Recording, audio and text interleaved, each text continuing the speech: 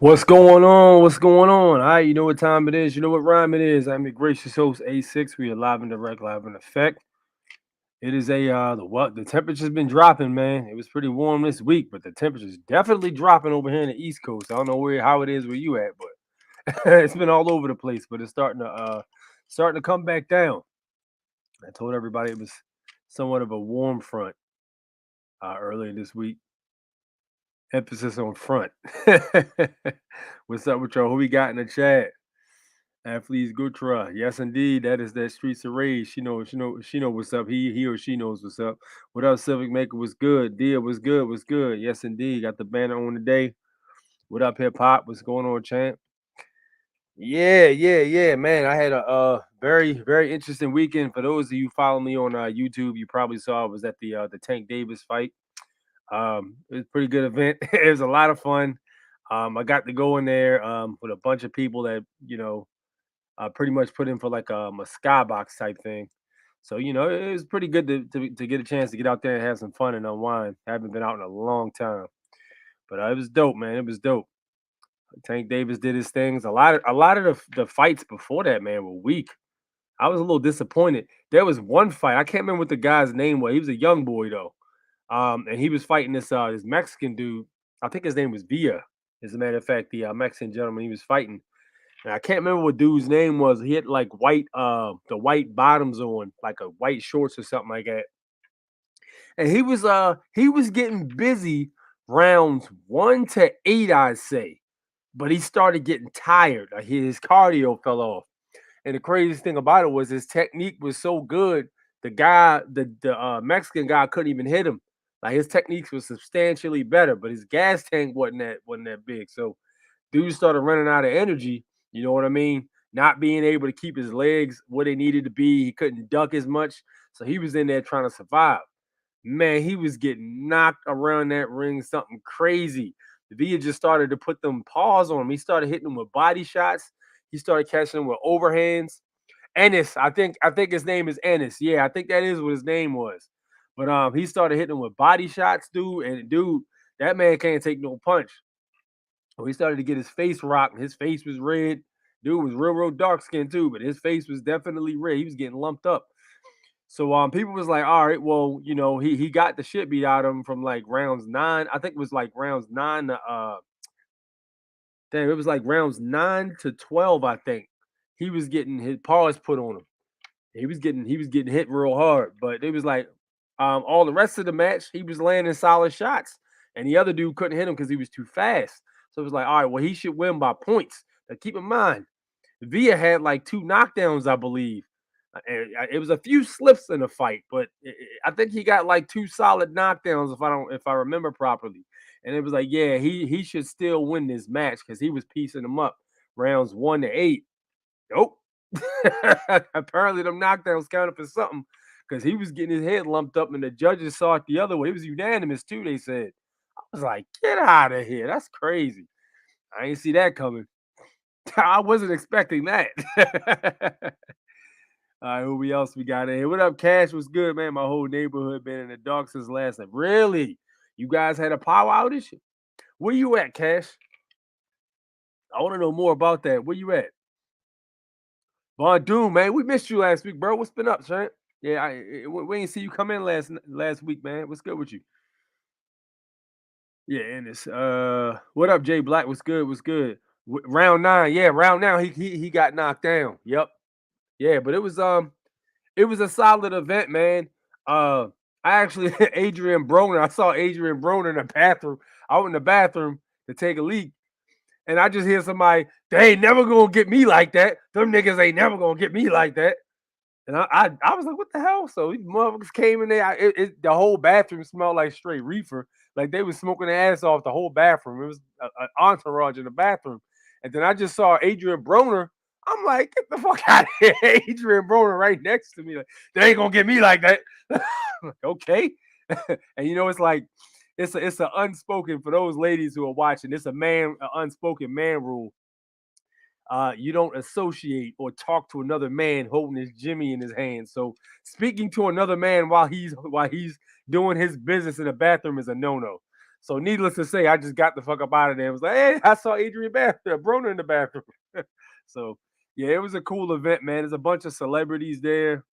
As you guys saw, Meek Mill was there, and I think Wallow was there also. Meek Mill's entourage ended up getting uppercutted apparently during the Gervonta Davis fight. Something had happened. I was in the top row, and not the top row, but I was in the skybox, but I was in such a position where I was in the middle and I could see everything that was happening in the whole. That's where I like to be. I don't like to be too close to the ring because I can't see everything that's going on. So, like, if I'm up in the midsection, I can see what's going on all the way up top and the whole landscape of the bottom. So they showed during the Tank Davis and Garcia fight, they showed Tank's mom and she was concerned. She was concerned. I think it was after the second round. She was a little concerned. Tank was being real reserved. But yeah, he does all people were panicking. I'm like, yo, he does this every fight. The first two rounds, he feels you out. He may sacrifice a few punches just to feel you out and see how you gonna move. And that's what he did. So he went ahead and he tested him. You know what I mean? It was a chess game. Dudes was all right. If I throw this punch and duck, how's he gonna react? If I fake out, how's he gonna react? That type thing. So she was concerned. You know what I'm saying? She always, wives and moms are always concerned in boxing and MMA matches. Any physical combat match, moms be worried, bro. Real talk. So uh the match continued, and then like I think it was what round was that? It was the eighth round. Because I told my I think it was with my dad. I told him, hey, if he doesn't if everything goes according to how it's been going, Tank is gonna knock him out in the eighth round. But that thing happened. So like all I saw was Tank's mom about I want to say the fifth round. You guys couldn't see it on the TV. She got up out of her spot. She was yelling at somebody over in the aisle next to her. Like there's a whole section that was next to her. So you had like all the guys that were analysts, fight analysts, all on their computers. It was like 5 rows of them, and I guess they were working for CNN, all them other channels or whatever like that. And they were just, on their little computers outside the ring. And then there was a barricade, right? So they were inside the barricade. And then there was everybody else, celebrities, Tank Davis' mom, all the VIP people were there. So she's saying something to the people in the section next to where she was. Then she got up and then walked all the way around the back and walked around her section up to the aisle where the fighters usually come in at. And she was talking to 4 dudes in like black shirts, and I think they might have been Gervonta Davis squad. So she said something to him, and she went back around, and when she got back to her seat, she was still yelling something over there. So whatever was happening, she could hear what was going on, and I guess she said it might be a problem because these dudes is over here tripping, and it appears it was Meek Mill squad and somebody else got into it, and next thing you know, in round 8, when Gervonta Davis rocked him with a nice solid right, and he was about to get him out of there, they stopped the fight. So you just saw motherfuckers in the art. It was crazy. That whole section was fighting. It was wild. The whole entire section was fighting. I'm like, yo, I ain't never seen nothing like this. I'm glad I'm all the way up here away from everybody in the midsection. So security comes over, walks over to that section, and then a big string entourage of people come out. It turned out to be Meek Mill. I couldn't see who it was at first, but it was a whole bunch of people left, and then they started to fight back up, and Tank was on him, and then they closed out the 8th round. Then in that 9th round, he got his head lumped. So yeah, you can see his legs was getting heavy in the 8th. He wasn't moving as fast as he was in the first. Garcia was in the first few rounds. So yeah, it was an interesting event. You know what I mean? Things turned out to be cool. DC can be a hell of a place late at night. I tell you that. I know, just like Baltimore can.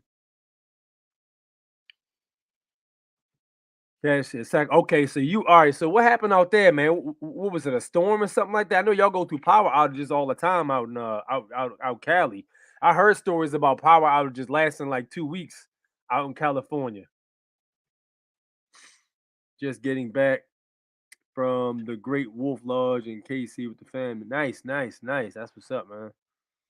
They should have played. No, hey, listen. You know what's interesting? We're gonna get into that. I'm glad you mentioned that, man. I'm glad you mentioned that right there because we going to get into that. All right. Well, maybe not this particular. Maybe we will. I don't know. Let's see how everything goes. But I got some information. All right, about we're gonna talk about hip hop. Today's show is gonna be about hip hop. We're gonna talk a little bit about hip hop today. Well, not the whole show, but we're gonna talk a considerable amount about hip hop because there's some. I always wonder why this particular track right here always cause people to act up. If you played this song in a club circa 2004, I believe, or five or something like that, it's a wrap. That or any of the Little John joints. If you on a dance floor, you about to get a black eye, you about to get elbow, your tooth about to get knocked out. That's how they moved when them songs came on. But we gonna get to that. All right. What up, Keith? Good to see you here, man. I just got a few of your emails, dude. I'm so behind on the emails, man. This weekend's been crazy. All right, let's talk about this first. Let's talk about the pros and cons of this. And I know y'all seen this because I saw it on social media myself. And if you haven't, let's chop it up. All right. The world's first robot lawyer will appear in court next month, assisting a defendant in fighting a traffic citation using artificial intelligence. Now, I know this is supposed to be a judge's gavel and whatever the hell that other thing is, hammer and gavel, whatever it is. But it's not a judge. It's supposed to be a lawyer. So let's see what it has to say.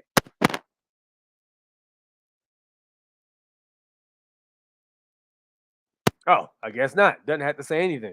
No sound. All right. So, what do you guys think about this particular situation? Now, what I think about this thing right here, it's going to be very interesting to see how. Oops, I didn't mean to do that. It's going to be very interesting to see. Hold on. There we go. It's going to be very interesting to see how these things react when they're asked certain questions. Because robots are only going to be able to do what they're programmed to do as of right now in the stage. So if they're asked questions like, what I mean, is this maritime jurisdiction? Is this something that's like similar to maritime? You know what I'm saying? Are you familiar with the right to travel? That type stuff. Now the lawyer robots are only probably going to be able to deal in codes and all that stuff and statutes and all of those things. But there's some interesting implications that go along with this, and I'm anxious to see what you guys think. You know what I mean? And if it starts off with just the lawyers, how long are we looking at until the actual magistrates become AI as well, and how will that play out? That's the question. That's what we're getting to. You know what I'm saying? What was that movie called with the robot, I Robot and such? It seems like every day we getting closer and closer to that. A robot lawyer. That's some interesting stuff. But yeah, in terms of like challenging jurisdiction, you know what I'm saying? Appointing the attorney general or whoever's or the prosecutor or the judge as the trustee. How would that work? You know what I mean? Challenging jurisdiction. How would that work out? That's some interesting stuff right there. All right. And we're gonna save the other stuff for last. We're gonna get to the other things I talked about with the hip hop. Let's get to this first. Okay. This was sent to me by one of my subscribers who emailed it. Let's talk about this right here. Now, this gentleman right here, pull this up. We heard this gentleman before. They call him Rasta Man, Mag Bitter Truth. He has some opinions about the things we saw in that game. So let's hear what he got to say. I have not watched this video yet, so we'll be dissecting it. Let's go.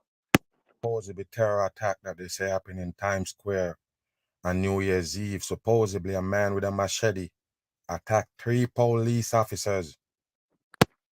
Okay, this must be another video, but I'm interested. This ain't got. This doesn't look like this is the one about the incident we saw. But let's see what he has to say about the incident with the New Year's. And he so-called got shot and they got him. We go break down this and show you how the world is a damn stage. Pay attention here. A developing story this morning. We are learning more about the 19-year-old man accused of attacking three NYPD officers. Of course, it's 3 coding. With a machete on New Year's Eve. Police sources say the man had recently been placed on an FBI terror watch list. You hear that, people? The 19-year-old man was placed on the terror watch list recently. So he's on the terror watch, but they let him come attack 3 police with a machete. If you're on the terror watch, how the fuck you get to attack something? What they call terror watch. The meaning that they're watching you? What does it mean, people? How can somebody, every time they tell you these supposedly people that got radicalized on the line, basically, you know, turn terrorists and they attack so-called police officer, attack people with machete. That's not real. It's bullshit. Wake your ass up. Watch this again. Pay attention. Sources say the man had recently been placed on an FBI terror watch list. CBS 2's John Diaz is outside live at Bellevue Hospital. I don't know, people. We're going to have to look that up to see what that means when you're on the terror watch list. What that mean? You never say you're on the no-fly list. You understand? So that means it got nothing to do with flying. What's up with the terror watch? And the man still on the loose to attack some people, attack some police. Who is really watching him? What the fuck is watch? Pay attention. How are the injured officers doing this morning? Natalie, good morning to you. Well, we are told that all those officers that were injured have already been released from Bellevue Hospital, but the suspect, though, still remains here at the hospital under police custody, being evaluated after he was shot by police. Now, this morning, detectives, they are still trying to figure out an exact motive for this machete attack. Listen, people, they're trying to find out the exact motive. But pay attention here, as you can see the bell right there, coding. But Bellevue, pay attention right here, people. Do tell us they believe this may be terror-related. Listen, you're trying to find out what's the motive, but it's terror-related. How would you put that into terror? Somebody attacked the police with a machete. Remember, you can't class somebody with no weapons a terrorist. You can't. There is no terrorist that have to attack with a machete. Terrorists, once you class as a terrorist, your brand as a terrorist, you're on the terrorist watch, and you can't even afford a gun? What kind of terrorist group is that, people? Who radicalize him to use machete to attack police that got guns? 100% stupid, but in these stupid times, nobody would think. You understand me? There was no one gonna pick up a machete to attack police, and you tell me that was a terrorist that got radicalized by terrorist networks. It's bullshit. The terrorists that recruiting him, they don't tell him machete is not what you use to attack people with guns. They didn't tell you that you attack a group of police, you're gonna get shot. Get the fuck out of here. This is bullshit. There's no terrorist that got no supposedly, resource. He got no resource. He got a machete. Dumb the fuck on. The New Year's Eve attack on 3 police officers in Times Square, now spanning from New York City to Maine. Just in case you don't understand, New York City is a stage, just like California. It's just stage. Every fucking thing they give you is fakery. 100%. He said the suspect, 19-year-old Trevor Bickford, is from. Trevor Bickford. Investigators spent much of the weekend searching his family home, with the FBI taking the lead. And I want to be clear that the FBI, through the Joint Terrorism Task Force, is working very closely with them to determine the nature of this attack. People, look at them and take a look at the hand sign of this fucking fagabat they call the mayor of New York. Pay attention. They're full of shit. The people just sleep, man. Why you can't wake up? This is a bullshit right here. That's why you see all these sodomites lined out for their little camera time. Nothing happened. It's fake shit. And we will run every lead to ground. I also want to be very clear, as you've heard said tonight previously, this is very much an ongoing investigation. A high-ranking police source told CBS 2 the teenager was recently placed on an FBI terror watch list because his aunt reported he had been radicalized online. You hear that, people? His aunt tell the police that he's radicalized online, so they put him on the terror watch list. What does the terror watch mean? How the fuck did he get off attacking police in Times Square if he on the terror watch. Expressed a desire to travel overseas and fight with Islamic extremists. And fight with Islamic extremists. It's bullshit. Yeah, I agree with what he's saying. Like, yo, it's always some extremist type shit with that. You know what I mean? It's always whenever somebody's on a TWL, it's always attached to like a racial ethnicity. You know what I'm saying? It's sensationalized. And I find that to be a common thing because I think that riles people up. So it's easier to rile everybody up that pays attention to that type of stuff so they can pass that legislation they want to pass. You know what I mean? That's the reason the Patriot Act was passed. It's the same thing. Triggered emotions. People, there's no such thing. It's a made up shit.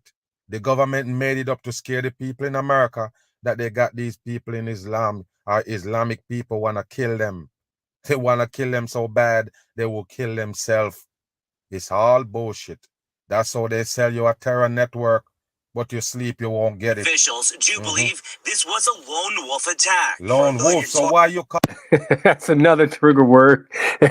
Yeah, so somebody's a TWL extremist and they're a lone wolf. It's always the trigger words, man. Every time.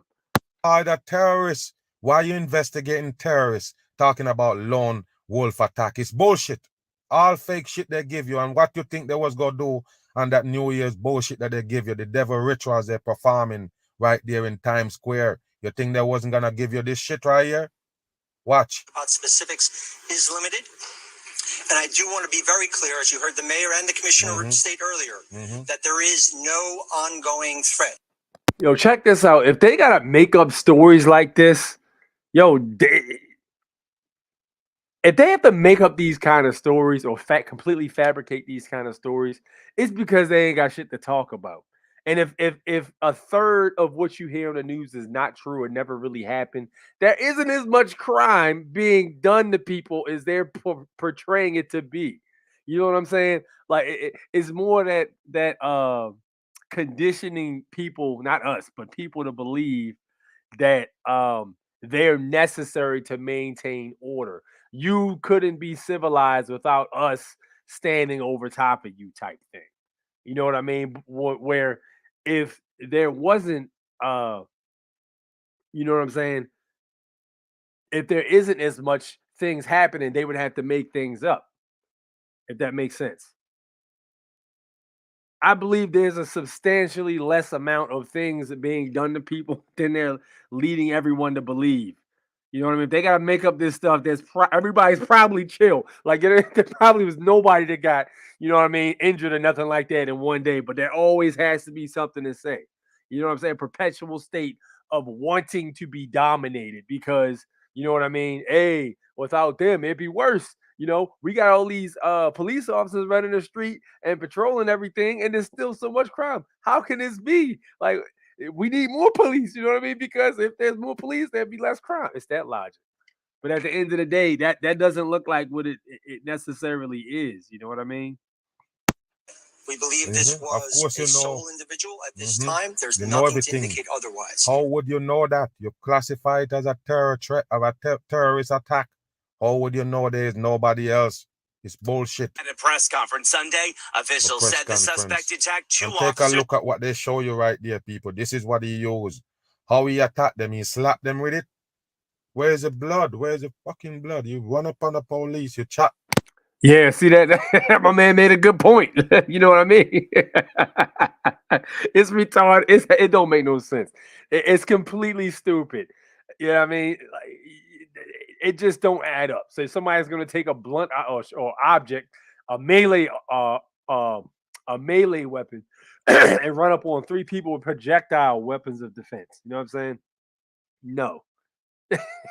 Absolutely not. And then how close these dudes would have had to be standing to each other to even be effectively able to do that, the three of them. That's just stupid. Them up because they are in the hospital. They was in the hospital. So that means you chop them up. What happened? Did you get to chop one? Where is the blood? This is dumb shit for the masses. Like I say, in dumb times, you're going to believe any fucking thing you see on screen screen that they made to deceive you. With a machete, unprovoked, causing cuts and fracturing one of their skulls. Listen, and go back. Officers Listen. with a machete, Listen. unprovoked, causing cuts and fracturing one of their skulls. No, machete don't fracture skull, fucking dummy. Machete fracture skull. What is he doing with it?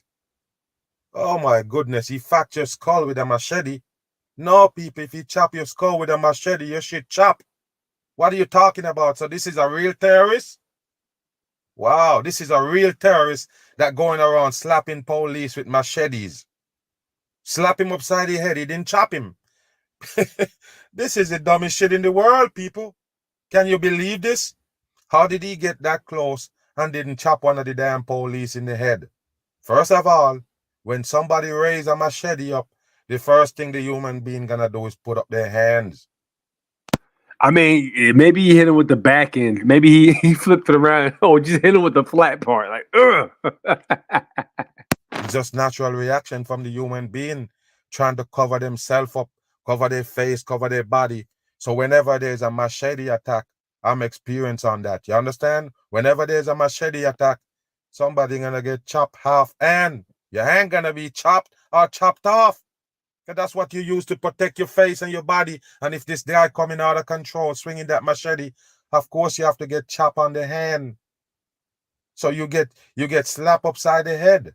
Press conference Sunday, officials said the suspect attacked 2 officers with a machete, unprovoked, causing cuts and fracturing one of their skulls, and he tried to injure a third.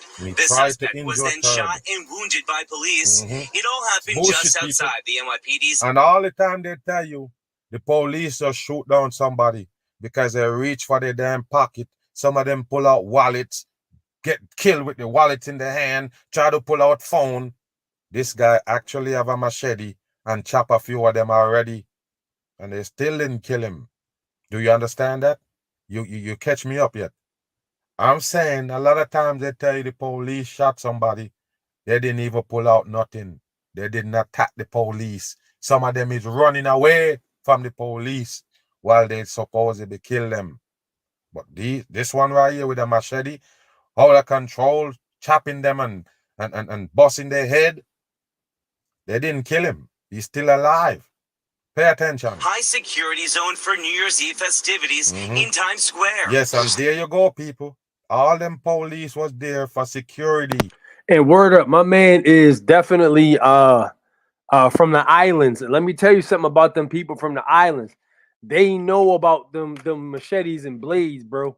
Like literally, I think America is like literally the only. Maybe not just America, but I think it's safe to say America is one of the only, if not the only place where arms are really popular here. Other places, bro, you'll get poked in other places, or you'll be slashed in other places. You know what I'm saying? Places like Jamaica, you know what I mean? Dudes run around with them joints, the nice sharp joints, to hack you. I'm being very careful with my words. But yeah, and then places like I actually saw this one time. It was an attack in Japan, and it was Yakuza related, as a matter of fact. In the Yakuza, they'll even carry those them fully what's the word I'm searching for? Fully functional. You know what I'm saying? Not semi-functional, but fully functional. If that makes sense. Uzis or whatever, and they're just or they'll come up with katanas and get busy. Dude, I was watching a video, and it was a gang related attack. So it was this dude out front. It was like 5 people out front of a club or a bar or something like that. So one dude comes out and he's smoking a cigarette, and a few girls come out, and then when the one dude comes out, like 7 more guys come out, and they all hanging out. And this car, it was a van that drove by, and all the doors open, and like 5 Asians got out of that joint, and they all had katanas. That was the ugliest thing I have ever seen live account in my life. That was bad, but it was crazy, bro. Dudes was getting hacked, bro. It was bad. But yeah, they came out with them blades. You know what I'm saying? It's different depending on what country we're talking about. You go to Japan, they mess with the katanas, you know, sharp objects there. Philippines, they carry the hacked what is the machetes and shit.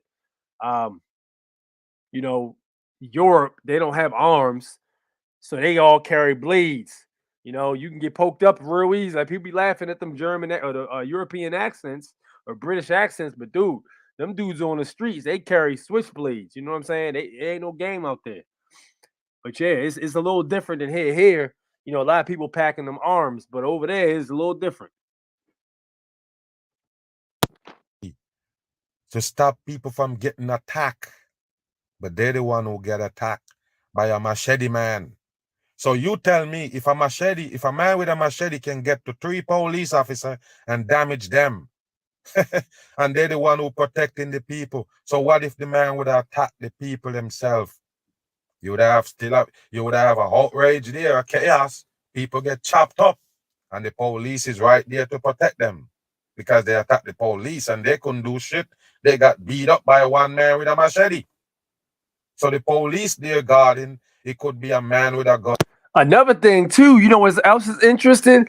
Didn't they pass New York Supreme Court struck down all them limitations on CCWs and concealed carry? So you mean to tell me all them people that got concealed carry, that all of them went out, they got their arms via concealed carry, and nobody stopped this dude from hacking up the police? You know what I mean? Like, nah, absolutely not. All of them would be dead. Picture if this supposedly terrorists, the 19-year-old terrorists, have an AR-15 like they usually do in these psyops. All those police would be dead, right? That's for about a good hour. I heard a lot of people screaming and yelling, and I saw the sirens, and it was you saw the sirens, and you could see him right there with the coding on the app.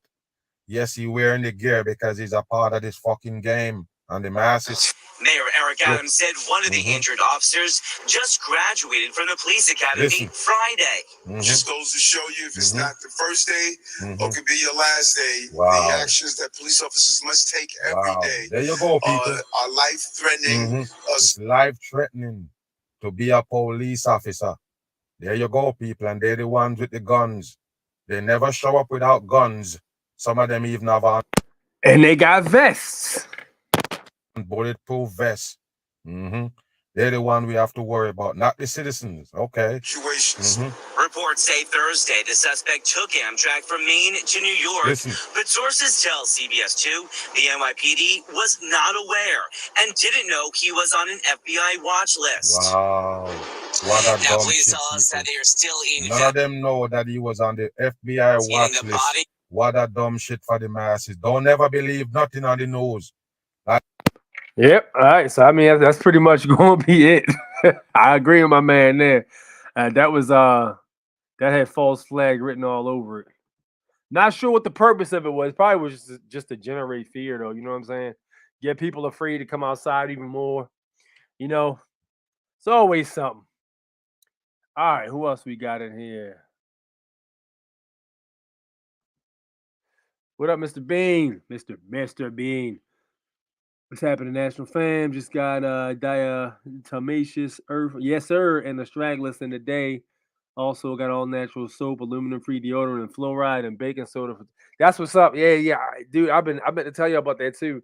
Whenever you get your hands on some deodorant, bro, the aluminum-free joint is the way to go. Definitely. The natural soap is another way to go.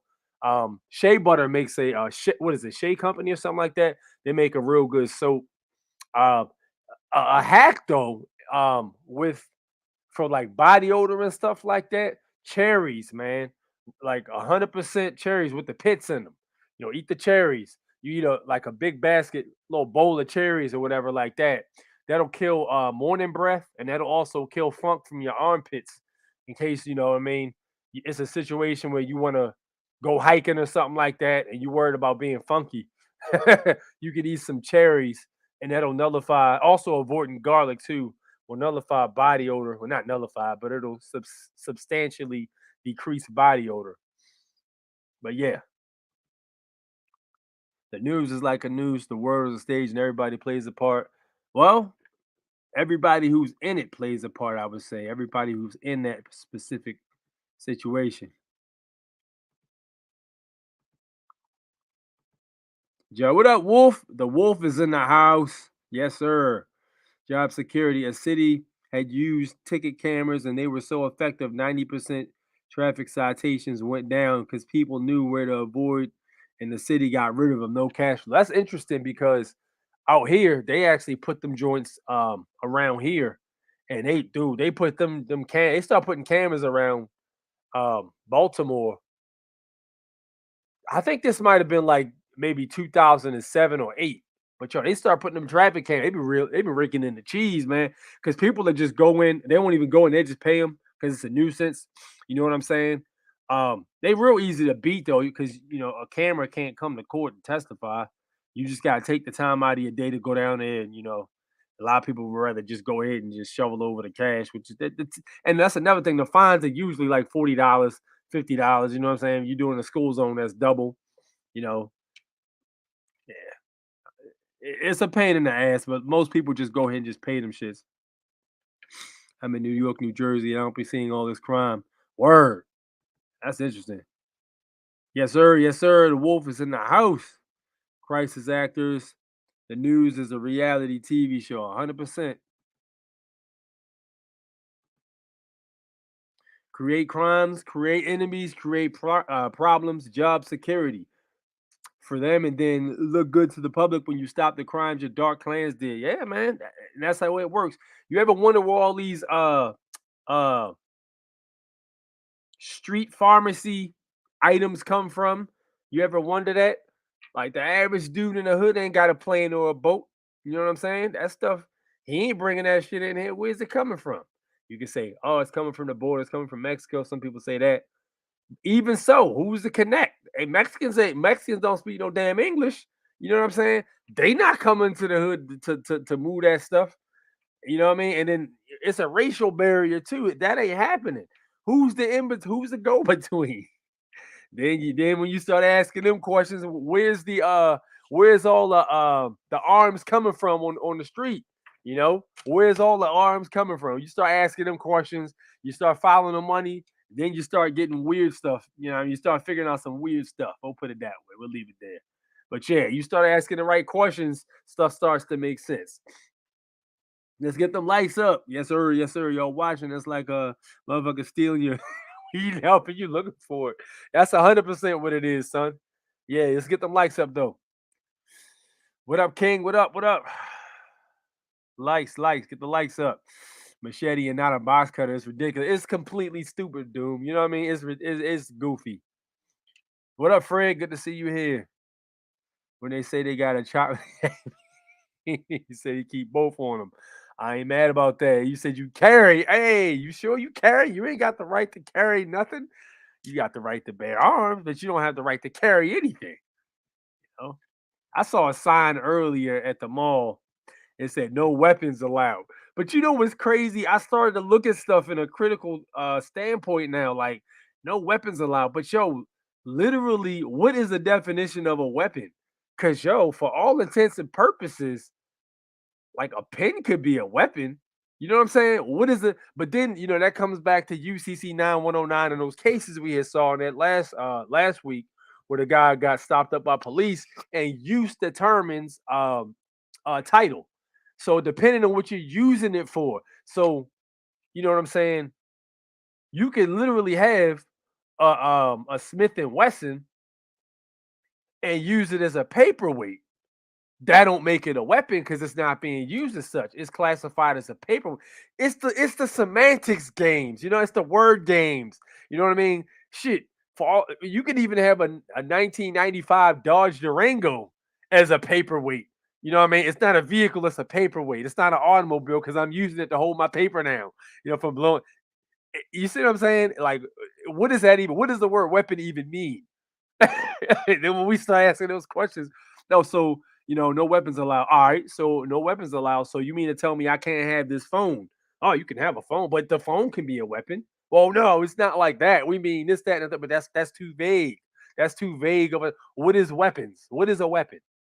Anything could be. This motherfucking laptop could be a weapon. You use it the right way. You watch WWF back when you were younger. A fold-up chair can be a goddamn weapon. You know what I mean? You use it the right way. Use determines title. You feel me? That's what it is.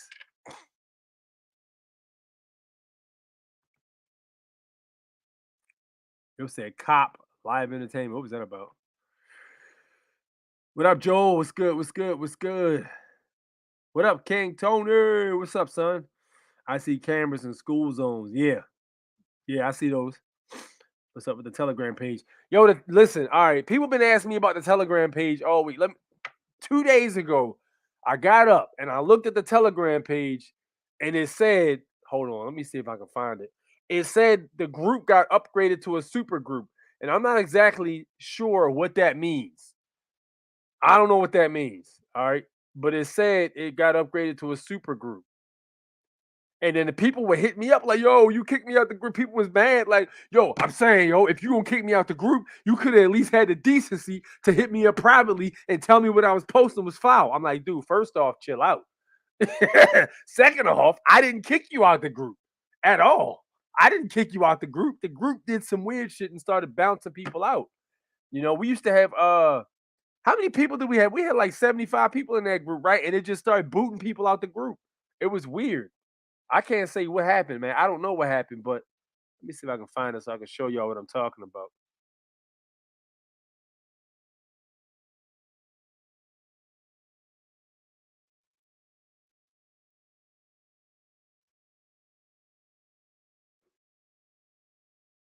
Where the hell is it?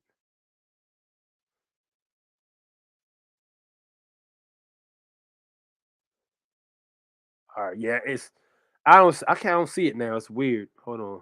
Let me look again. I gotta scroll past it. Nah. I don't even see it no more, but I just saw a bunch of people got kicked. And then I seen 10 people joined it. So I don't know what the hell's going on with Telegram. Maybe they updated their terms of service. But it's weird because some people stayed in the group, you know, but I didn't kick nobody out the group. So if you need the link to the Telegram group because you got bounced out the group, hit me up privately. Do not take it personal. I did not kick you out the group. I didn't do that. I don't know what happened, but yeah. So that's what it is. What up, Cash? What's up? What's up? What's up? John Wick used a book. So, hey, how about that? You know what I mean? So you mean to tell me no books, but you literally got a Barnes and Nobles in the mall. You got a you know what I'm saying? Whatever bookstore in the mall. You know what I'm saying? But I can't have books in the store. Well, you know, use determines title. Back to what we were saying. If it's being used as a weapon, that makes it a weapon. You know what I'm saying? That's simple. Everything can be a weapon. Exactly. Like this little screwdriver right here. This can be a damn weapon. You know what I mean? Depending on how you're using it. If I'm using a screwdriver to take a watch apart or something like that, this is a tool. But if I'm using it to fuck somebody up, this is a weapon. You know what I mean? It goes back to this old school. I used to do like self-improvement type shit. So we would say you know, body language is 80% of a conversation. And the reason we say that is because we be like, all right, look, for instance, let's say you walking up to somebody and let's say they drop their pen, right? And this is what I'm saying. Use determines title or intent. So let's say somebody dropped their pen and you walk up to them like, hey, you let this, you dropped this, man, you dropped this. Oh, thank you, right? As opposed to you walking up to them like, hey, you know what I mean? Holding it like this looks completely different than this right here. You see what I'm saying? So that's more the semantics. Mind and body number. That's another thing. Wolf, check this out. What if you all right? So no weapons, right? All right. Well, look, goddamn. I train karate and I'm a 5th degree black belt and my hands is registered as lethal weapons. So I can't go in the mall. I can't leave my hands outside. I gotta leave my feet outside. I'm an MMA fighter. My knees, elbows, arms, legs, I use them to take people apart. So I can't come into place. You know what I mean? That's discrimination. It don't make sense. That's why when I see shit like that, like what does that actually, what does weapons actually mean? Weapons is the intent. That's what a weapon is. What up, what up, what up, son? I'm Dwayne this time. Okay. The guy in the TV interview was a cop. Dude, I said, yo, I was just thinking that like this dude looks like a cop. And he looks like he's wearing a giant vest under that fleece. Agreed though. Everyone that walks in should leave in because everyone is considered a weapon. They have hands, legs, teeth. Exactly. Exactly. That's facts right there. Weapon etymology, instrument of fighting and defense. Sword also. You may be correct. It's about use. Yeah. Yep. All about how it's being used. Automobiles can be used as a weapon. Yeah, that's true too. How about that? It all what use determines title, man. Yeah. Back to what I was saying. All right, let's move on. Let's move on. All right, let's get into this, man. Y'all ready for this? We ready to go in on the little bit of the open-minded side of the show. All right, so we about to get into it. All right, this is the hip-hop portion, but this is not the regular portion you guys are used to talking about. We gonna get into some good old uncomfortable truths. And I don't call them conspiracy theories anymore because too much of this shit came out to be true. You know what I'm saying? All right, let's get to this. Have any of you guys ever heard of the rap conspiracy iceberg?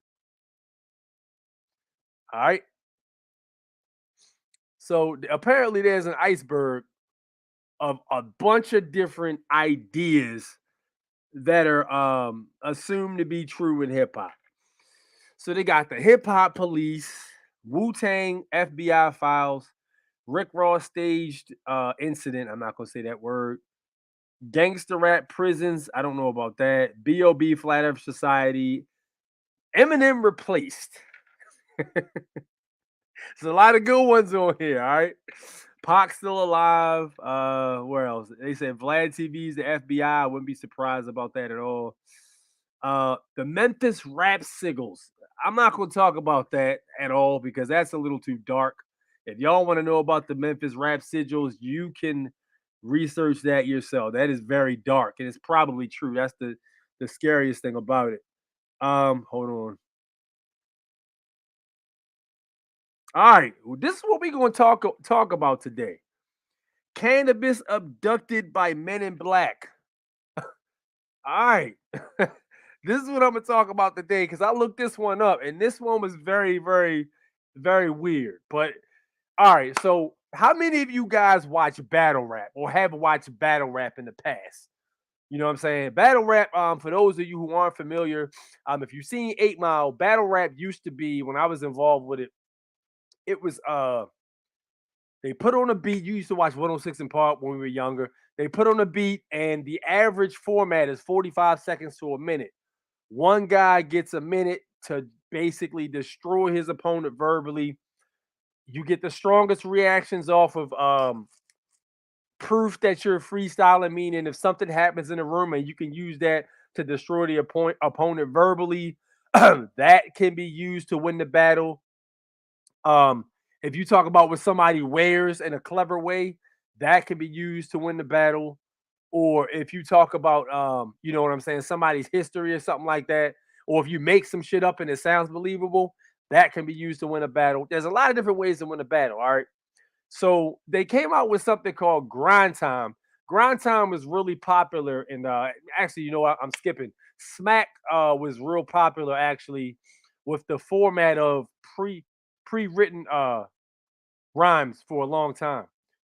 Before Grind Time was actually doing it. So at that time, Scribble Jam was a hip hop event where it was still, you know, freestyling over beats. If you look up Scribble Jam battles, you can definitely battle rap dark too, especially Tay-Rock. Yeah, battle rap is dark. But if you look up Scribble Jam battles, those battles were still being done over beats. Meanwhile, Smack battles were pretty much, you know, just go as long as you want, you know what I mean? Mostly written, and you just battle anybody. And a lot of these guys had these rhymes prepared in their head, and they would just go spin them in front of other people. Then it changed because when Grind Time got involved, you would know who you were going to battle well in advance, and you would have to craft a rhyme up and memorize it for 2 months, and then you would have to go into the venue and deliver it perfectly and hope that your material is better, or you have a counter for his material and out rap him and beat him with punchlines and stuff like that, captivate the audience. So hip hop started to change because battle rap started to become more formatted. It got away from the freestyle aspect. Freestyle isn't really done that often anymore. Sometimes it is, but the more popular format of hip hop now is memorization for battle rap. Prepared rhymes for battle rap. So hip hop snowballed, man. The battle rap thing snowballed. It started off real small with guys you don't really know getting involved, and then they started to build up big names. It started to make World Star Hip Hop. World Star Hip Hop got millions of views, and it shined a lot of light into the battle rap community. Well, you know what happens when more light gets shined on something. What else comes after that? More money. It starts to get the eyes and the attention. People are tuning in. Somebody wants to capitalize on it. Somebody puts on a show, gets a bunch of sponsors, money gets involved, things get upgraded. Then it starts to become a beacon for other artists to start to make more money. So there's a rapper named Disaster who is really popular. Disaster had a stint about 2000 and I want to say 11 or 12 where he was going around the world battle. He will battle anybody. It doesn't matter if they were popular or no. He'll battle you if you got something to say right there on camera. He didn't give a damn. So Disaster had gotten so popular. There was talks of different artists getting involved. So they reached out to Canibus. I think even Disaster might have dissed Canibus at one point. And Canibus decided to take a battle to battle Disaster. Now, if you don't know about Canibus, we're going to come back to Disaster in that whole battle for a minute.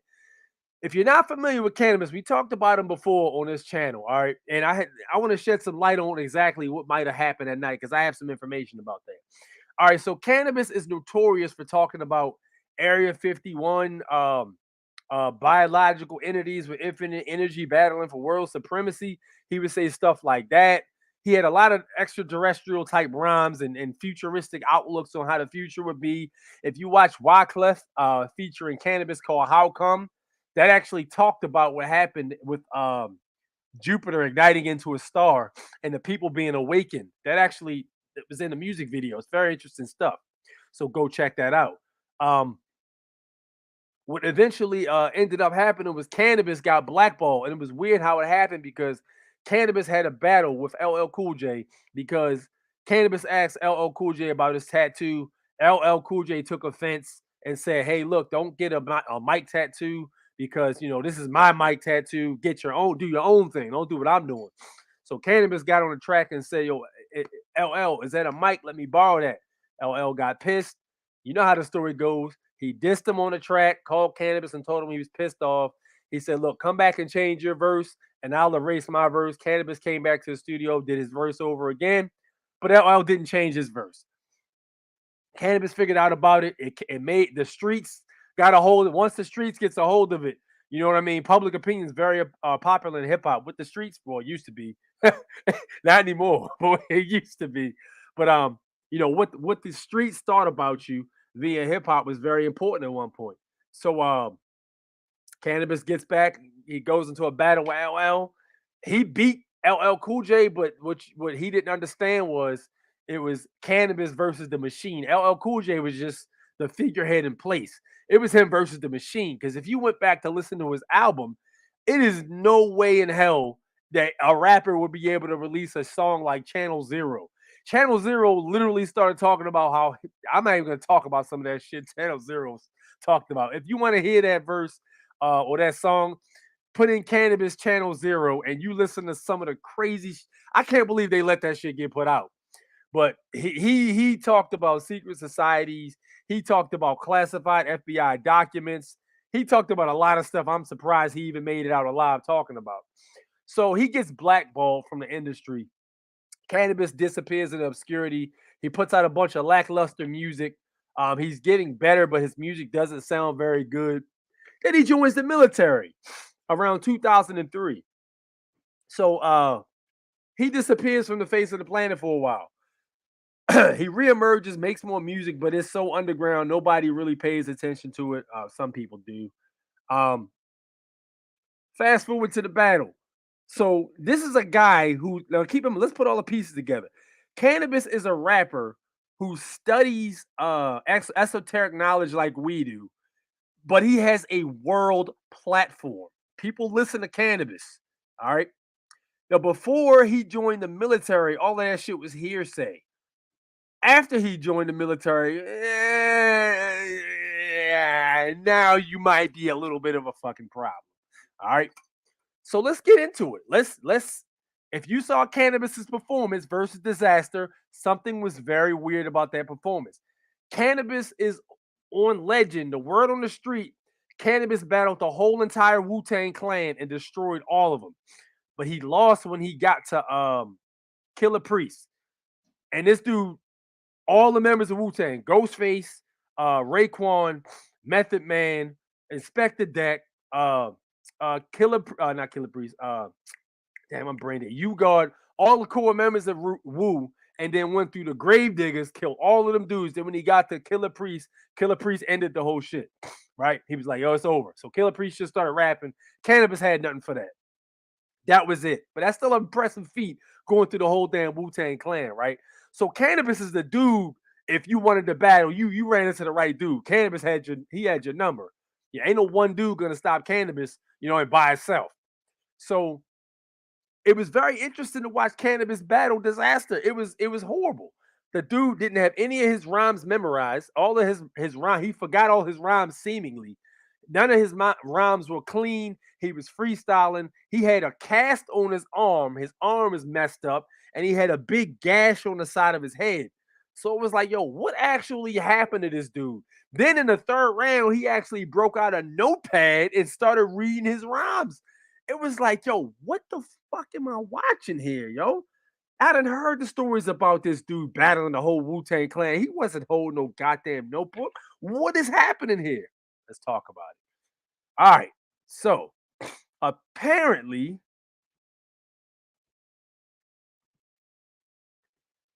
was Canibus abducted by the Men in Black? All right. So he says, all right, I'm not even gonna say that part. If you can read it, you can read it. But yeah, he's talking about that. But anyway, I'm not reading that rhyme right there because that is I'm not gonna say that. Canibus is an interesting fella. For a short time in the late 90s, he was arguably the greatest rapper on the planet. He's also one of rap's biggest conspiracy theorists, which is exactly why his likeness is used on every tier in rap conspiracy iceberg. Whenever he pops up on a song, it's like Alex Jones appearing on the Joe Rogan podcast. He also known as the Ripper. His rapid fire, methed out ancient alien style of rapping attracted a huge cult following. He murdered every song he was on. His debut album, Can I Bust, lit the streets on fire. Even Robert Christagu gave it an A. Back then, nobody had the skills. I'm not going to say that because that was suspect. He's all right. So to properly decipher his bars, you need the Encyclopedia Britannica, a thesaurus, a magnifying glass, and as many tabs of genius.com as you can possibly open. All right. Canibus once even took on the GOAT LL Cool J and defeated him. Yes, he did. He ate LL Cool J's lyrics alive. All right. Seemingly on top of the world, he proceeded to lose his fucking marbles and ostracize himself from the music industry in the early 2000s. The LL beef and his strange obsession with Eminem weren't doing anything to help the situation. His career hit rock bottom after he somehow managed to lose a battle with Joe Button in a clash of the movable object versus the stoppable force. But I don't remember that, but okay. By 2012, he was desperate. In a bold move, Canibus woke up one day and thought it would be a great idea to agree to a live stream rap battle on King of the Dot against Disaster, who was one of the most savage battle rappers or battlers in the game at the time. The battle invoked feelings of Ali versus Holmes, the former heavyweight champ. Years past his expiration date, crawling out of the shadows to fight a killer trying to certify his spot with gorillas. Yet many people thought we'd see Canibus return to form, tapping into the energy from the Great Pyramids to summon enough strength to fully obliterate Diz with a lyrical spear bomb. In terms of views, one of the most successful battles of all time, over 4 million combined views on YouTube for Canibus. Unfortunately, it was the worst night of his life. After months of hype, he showed up looking confused, rocking creepy sunglasses with his arm in a sling. He looked like he slipped in the shower, fell into a 3-year coma, woke up, and took an Uber to the battle. Some fans said he looked like... Oh my gosh. Some fans said he looked like Stevie Wonder with AIDS. Oh my gosh, that's just awful. Despite his bizarre appearance, the first round went surprisingly okay. All right, so highlights from the Ripper include those look like Tom Cruise mom shoes. That was hilarious. When he said that line, I was on the floor. I actually still use that when people wear one of those. I don't say that. I say those look like Tom Cruise mom shoes. He says, you look like a vampire that drinks F blood. I'm not going to say that. To be here today, I had to hypnotize myself. I jumped out my mama pussy. You fell out your mother booty hole all wiggly, covered in hummus, all filthy. Crazy. Sadly, it was downhill from there. Disaster did his usual thing, rapping like a kid on Xbox Live who just raided his parents' medicine cabinet. That's not really fair. Disaster did an excellent job. Disaster is dope lyrically. He has a very good delivery and a lot of energy. These dudes right here probably Canibus, hardcore Canibus stands. But I saw the battle multiple times. Disaster did his thing. All right. The crowd ate it up. Disaster's power level started increasing. By the second round, it was clear there was something wrong with Canibus. The man was not himself. By the third round, he threw in the towel. He took off his sunglasses, revealing a husk of a broken man. After admitting defeat, he proceeded to pull out his magical notebook of infinite rhymes and read the rest of his bars. That's right. He literally started reading his raps off of a piece of paper in the middle of a rap battle. The moment he had such a profound effect on the culture that it took almost a decade before another industry rapper stepped in the battle rap ring. At that time, it was so embarrassing, even his own buddy stared at the ground in shame. There he is right there. All right, now listen to this. After the clash was over, the Ripper fled to his secret laboratory and opened Tumblr. While the internet tried to figure out what the fuck just happened, Canibus created a new page called Ripper Apology and went on to disclose the truth behind his strange performance, the scar on his head, and more. All right. Now, this is where it gets weird. Greetings and salutations, Rippers. Recently, I had an incident that caused an atomic-like reaction to the World Wide Web. I stepped into a lyrical battlefield to face a challenger who was worthy of my best, yet could not receive the best of what the Ripper could present due to complicated circumstances. Unfortunately, Rippers, I could not be at my best, and my explanation for this is something only someone with a proper attached device in their mechanism can comprehend. All right. He says, and I quote, a few days before the KOTD Vendetta event, I was abducted by human blood-sucking leeches who did not make their identity known. I assumed they were agents of the dark world. Based on his description, it sounds like Canibus was kidnapped by none other than the Men in Black. And there's been multiple eyewitnesses of these dudes. There's a security camera shot of two dudes who don't even look human. They look like they might be half android or something. Supposedly their voices are really monotone too.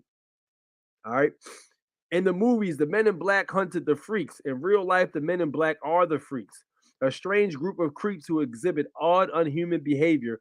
Countless witnesses report encounters with men wearing all black that had naturally long limbs and fingers, awkward manners of speaking, facial features drawn with lipstick and makeup, and even the ability to appear and reappear at a moment's notice. The MIBs are known for their secrecy and anonymity.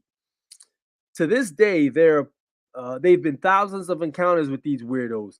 Only a handful of photos supposedly exist. John A. Keel was a famous author who heavily researched the Men in Black, covering the phenomenon in his books, The Mothman Prophecies, 1975, and The Cosmic Equation. Mothman Prophecies was a very interesting event. For those of you who don't know, there was a movie behind us, but the movie didn't really do it justice. Supposedly, somewhere around West Virginia, around 1970s, I believe it was, there was a strange sighting of like a giant bird-looking creature. It was supposed to be humanoid, but they said whenever it appears, something really bad was about to happen. Supposedly, this same creature appeared when one of those bridges, it was a huge bridge that collapsed around that time, and a lot of people lost their lives. But yeah, this was when that Mothman creature appeared. So yeah, there's that. In his research, he discovers that MIB victims are often appear to be subject of some sort of brainwashing technique that leaves them in a state of nausea, mental confusion, or even amnesia lasting for several days. Sound familiar? Take a breath for the next part from the Ripper Apology blog. So Canibus says, while in my vehicle ready to pay for a toll, a helicopter attached with a satellite device that promotes fear flew directly over me. Upon being aware of what was happening, I decided to escape on foot and flee from this radioactive device that can cause mental and emotional harm to any man, even a man that possesses brain waves of a complicated degree such as myself. Interestingly, black helicopters are often directly associated with the Men in Black. In Keel's Cosmic Question pages 154, 155, he tells stories of farmers in Ohio that were terrorized by strange men who appeared in black helicopters after witnessing UFO crashes. Virtually every MIB encounter involves them attempting to silence someone who either knows too much or saw something they weren't supposed to see.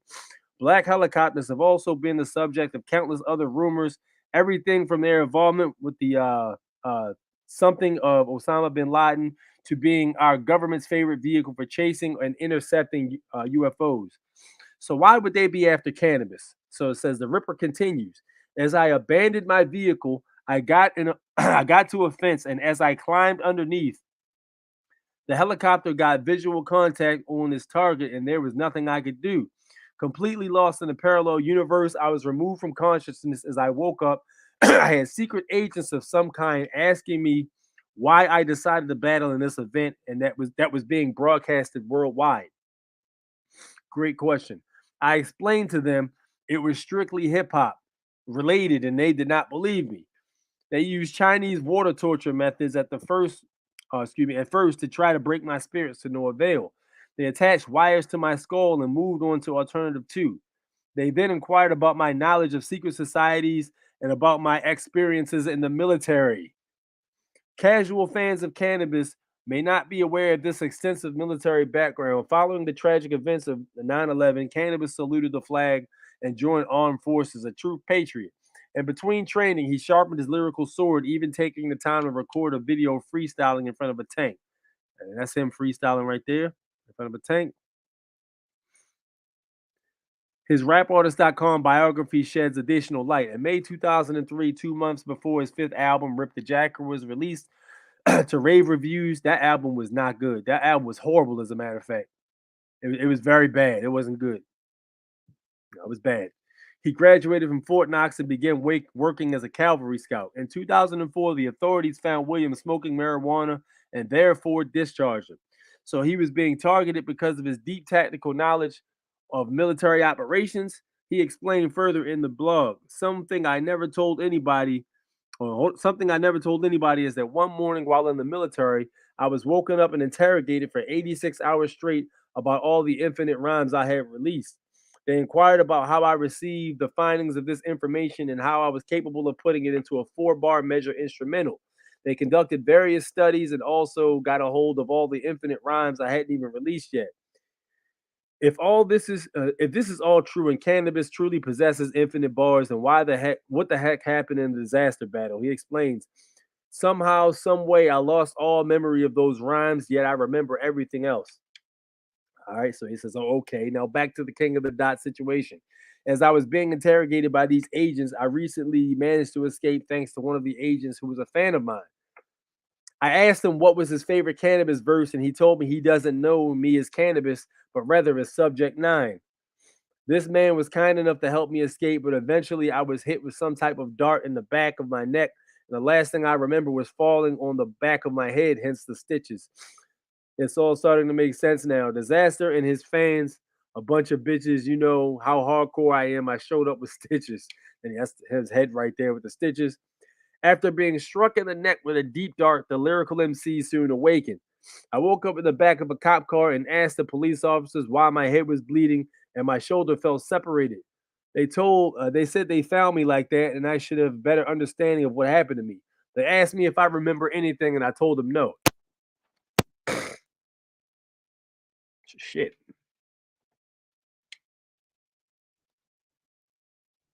Hold on. Give me a second.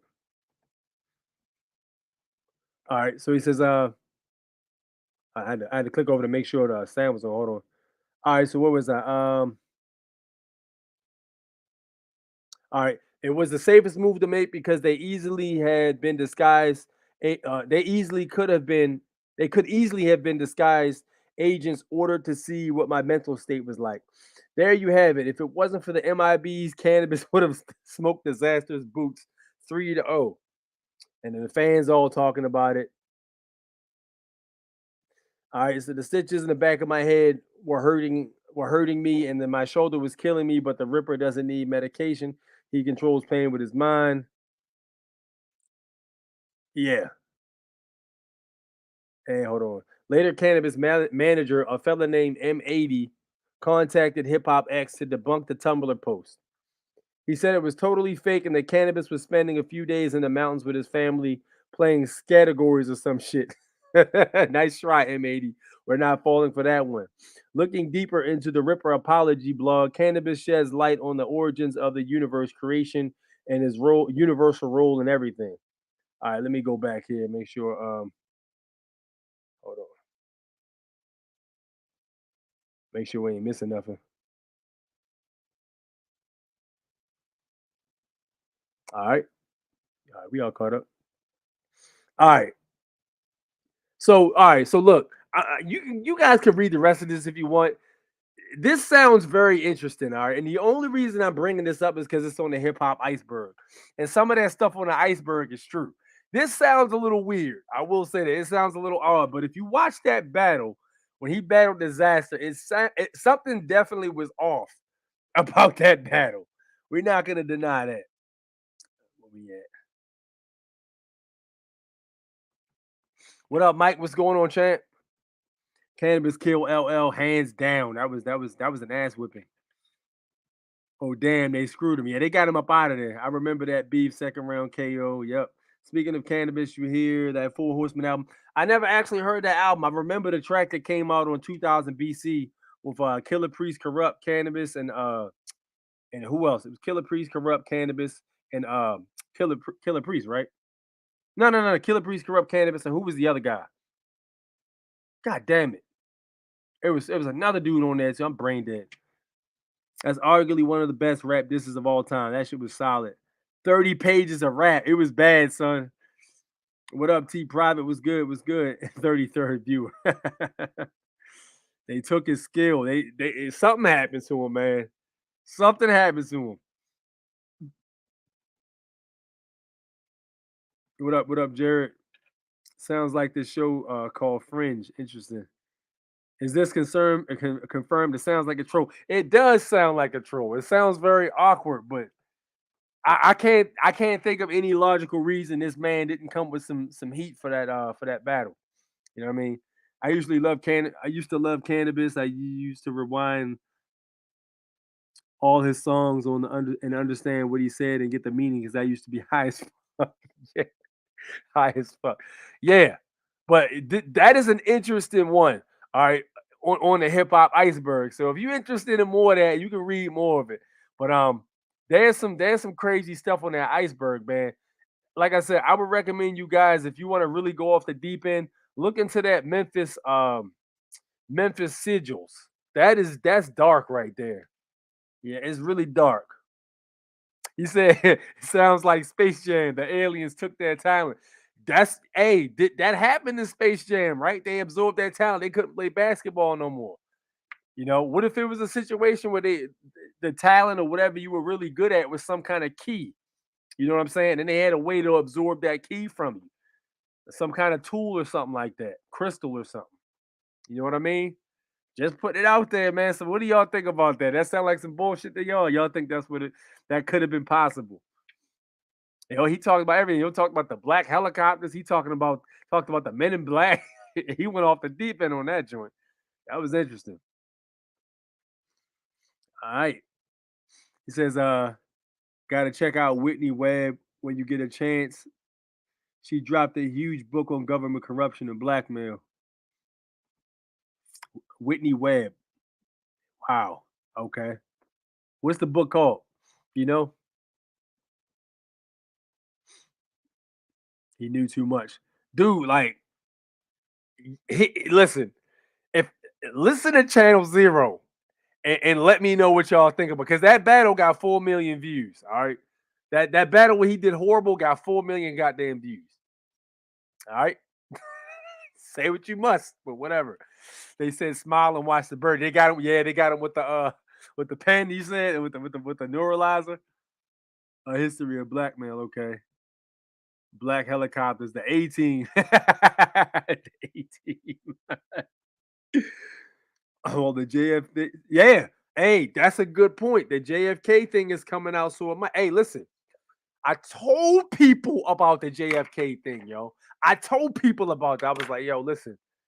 It's more than that to me. So oh, you crazy, blah, blah, blah, blah, blah. And now somebody shit that last week. I'm like, yeah, but when I told you about it, you ain't believe it. But when it's on the news, now you believe it. Fuck y'all, man. Y'all crazy. I ain't talking to y'all no more. Leave me alone. Crazy people. She has a few podcasts on YouTube too. Okay. All right, bet. I'm on it. I'm gonna write that down. All right, we about to open up these lines. About to open up these lines.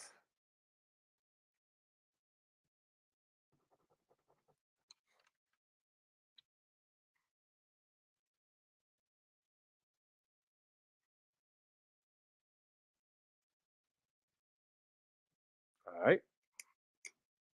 Cool. The Four Horsemen was Canibus, Razkaz. That's who it was. Canibus, Razkaz, Killer Priest, and Corrupt. That's who it was. It was supposed to be a fifth member too, I believe. They said it wasn't supposed to just be 4 of them. It was supposed to be 5. I always wondered what happened to him without the internet. I was lost. We didn't have that back then. Yeah. Yep. You know, that's what it is. All right. Let's get it in, man. Let's go ahead and get on this. Here's the link right here. Feel free to hop in. We can chop this fable. How many likes we got? Let me check the likes. I'm gonna check y'all, man. How many likes we got? Let's see what we working with here.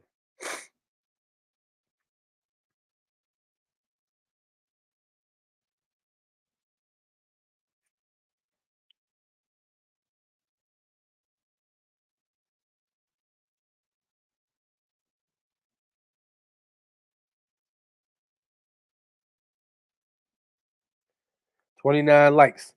We got 30 people watching. What y'all doing, man? Whoever ain't hit that like button, you got to hit that. Hit that like button, champ. Hit that like button. Was WikiLeaks beneficial to this movement? What are you talking about? What do you mean? What are you talking about? What movement? The Zapruder film didn't come out until a decade after the fake psyop. Yup.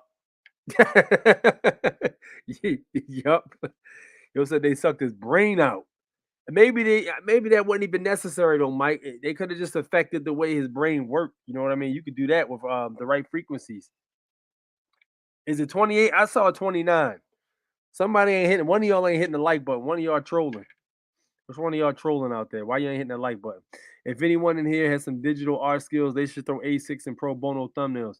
Yeah, agreed. I definitely need to get my thumbnail game up, because if I had thumbnails, you know, the channel would be a lot bigger than it is. You're right, though. 100%. 28 is supposed to be 29. I don't know what happened there. Somebody trolling. Get them numbers up. Enforcement of nationalism. Oh, nah. Wiki is not the move, bro. Wiki is not the move, man. I mean, you don't really need Wiki, though, because you literally got the damn Constitution and case law. So what you need that? You don't really need Wiki.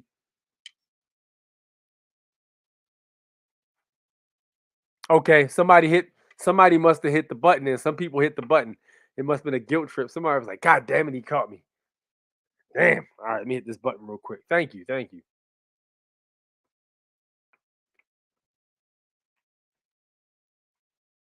Okay, we up to 34 now. Good. All right, cool. All right, that's what it is. All right, link is right there. Feel free to hop in.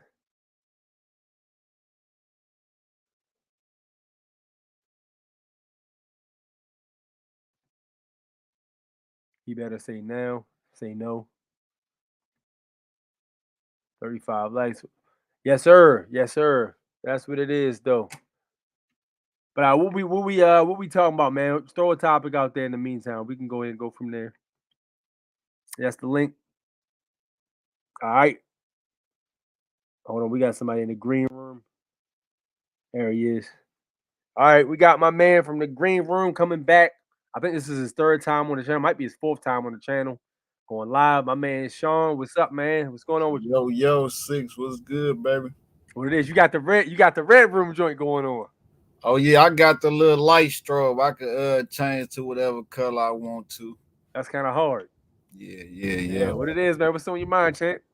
Nothing, man. Just tuning in, man, to this good news you got going on. Absolutely. Good to see you here, man. Good to see you here. Oh, we got the squad again, man. All right, I got my man Victor Von Doom in here too. Peace, y'all. Peace, baby. What up, How champ? you doing? All right. Yes, sir. I'm doing good. Good. Glad to see y'all. Yes, sir. Definitely. Yeah, that's some interesting stuff there.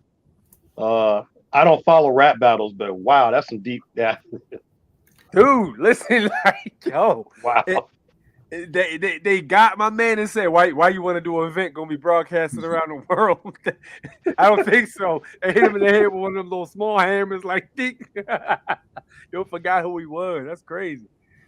That yeah, video Six, I'm real into like the battle rap community though. I still watch it though.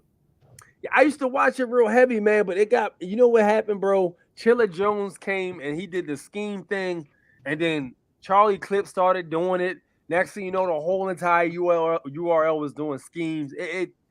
Everybody sounded the same. I got tired of it, bro. You know, I will watch a Murder Mook battle still though, in a Loaded Lux joint, and occasionally a Clips joint, but it's oversaturated, man. Just like with anything. I mean, you still got good battles though here and there. It still be. I believe that. I remember they did. They went to what was that? Caffeine. Yeah. And I remember Charlie Clips and DNA. DNA is another one who's real nice. Charlie Clips and DNA they did that you should vote what was it, like a commercial or something like that? Right. And they did like a back and forth with rhymes talking about why you should go out and vote. Like, oh bro, yeah, I think I caught that too. I was like, yo, y'all some sellouts, man. Y'all got that Steam. Yeah, they did the ESPN thing though too. Yeah, but you know that came with the Steam deal, man. When they got that Steam deal, you know, there's some things that come with it. Yeah, you're gonna get more exposure, but what are you sacrificing in return? You know what I'm saying? So trust me, you gonna sacrifice something when you open that new plateau of money. You know what I mean? Oh, yeah, definitely. I'm a staunch believer. You got to give something to get something in that world. Yeah, definitely. I just want to make a comment on the. You said when you mentioned Memphis sigils, I looked it up. Oh, you want to go there tonight? This one. No, I just want to say like it. I said sigils. Well, I know what sigils are, so I looked it up and. Like I guess his album cover, whatever it is. Do you know what it is? Yeah, I'm familiar with it. I'm familiar with the Memphis rap sigils. Yeah, because that sigil belongs to a demon. Exactly. And the demon is Murmur. Okay, one of the 72 demons of the Goetia. So I'm like, okay, now that I saw that, I said I gotta dig a little deeper, because if these rappers are involved in esoteric practices, not just rapping about it, but if they're dabbling, and there's a difference between dabbling and practicing, but you can lose your mind, you can lose your marbles real fast. Yeah. Involving yourself in something like that. A lot of it is dangerous on a psychological level. Then it spills over into your reality. And then when you rapping that stuff or singing it or painting it or putting it in motion pictures, it affects the mind of whoever's listening to it, or even your voice. Even your voice resonates with the residue of whatever you were working with spiritually when it's recorded. Okay, there's a reason why in the Middle East and Islam you don't draw pictures, you don't do this, you don't do that. All the religions have lost the science as to why you don't do something. But when you draw a picture of someone, that likeness has a connection to its original source. So when you sing, whatever you're feeling in your heart, whatever you're thinking is in your voice. It is in whatever you're singing. And we may not have the technology to decipher that right now, but your brain can decipher it. Your mind can decipher it. You'll hear things that this machine will never hear, but the machine will record it. Right. So yeah, that's something I'm going to look further into this this individual you were talking about tonight, because that's some real tripped out stuff there. It is. Yeah, the whole thing with the sigils, man, like all of this stuff, like if you look down in places like Tennessee, all of those places, that occult technology, or not, I'm not even gonna say technology, but that occult belief systems and things like that, these were things that that our ancestors, who the Aboriginals, believed in. Now, they didn't necessarily practice the evil ones, or the ones that are darker, specifically all the time, but they had a deep knowledge of it. You see what I'm saying? Respect, to know how to do something, you have to fully comprehend how it works. Right. I mean, it's like trying to go fix your car and you don't even know how the car works, how it starts and stuff like that. Exactly. The same thing with those kind of things. There's light and then there's dark, depending on how it's used. Right. So with the even with with the lyrics and stuff like that, like Nuck If You Buck, I brought that up earlier. I always wondered when I was younger, what is it about Nuck If You Buck when they play that song that gets people to acting a fool? Like you literally have a chill environment, and then you play that song, somebody getting hawked, somebody getting poked, somebody getting blasted. It was always some shit, and it was like, Lil Jon song. If you listen to that song, B.I.B.I., right? And I don't think it was just the lyrics. That I'm sure that had a lot to do with it, but it was like a spirit with the beat. And it was a chanting, like this, a chanting. Put your middle finger up, motherfucker, motherfucker. Put your middle finger up. Like it's a chant. And then look to your right. Fuck you, nigga. Look to your right. Fuck you, nigga. You guys are literally chanting this. You know what I mean? And then y'all saying it to each other. And then it's like, hit that motherfucker in the face. Next thing you know, somebody going to the Trump. You know what I mean? 2 more kids didn't make it to see 21. Right. You know what I mean? And the music has always been, I think, a tool to use against. We have a connection as Aboriginals, I believe, to the spiritual realm. And it's very easy for us to be manipulated if we're doing the wrong things. Music, sex, what you engage in with the ways you get high all the damn time, exposing yourself to these other sides. These are all portals to the other dimension. You know what I'm saying? If you don't know what the hell you're doing, if you're not protected, you might be one of those people, getting involved with that type of stuff, spending your life in jail. Like I got cousins literally doing life over that era of music. You see what I'm saying? It's crazy. And it's in these cities, and I'm gonna let you add a floor, but in these cities, I believe, it's a combination of things, but I think the music is a key one, man. There was a meeting that was supposedly, this is another one that's on that hip hop iceberg. There was supposedly a meeting between like some of the biggest world controllers, a hip hop meeting that basically said, all right, we're going to do away with this pro-Africa shit. Fuck that. And we're going to start introducing NWA. Right. And that's where it started at. And you enlightened me to that some weeks back. Because like I've heard NWA, my friends listened to it, and some of it was funny and all that kind of crap. But I really didn't get into Ice Cube until after he left. Yeah. And so when you said that, I looked into it, of course, and I'm like, okay, well, didn't know that.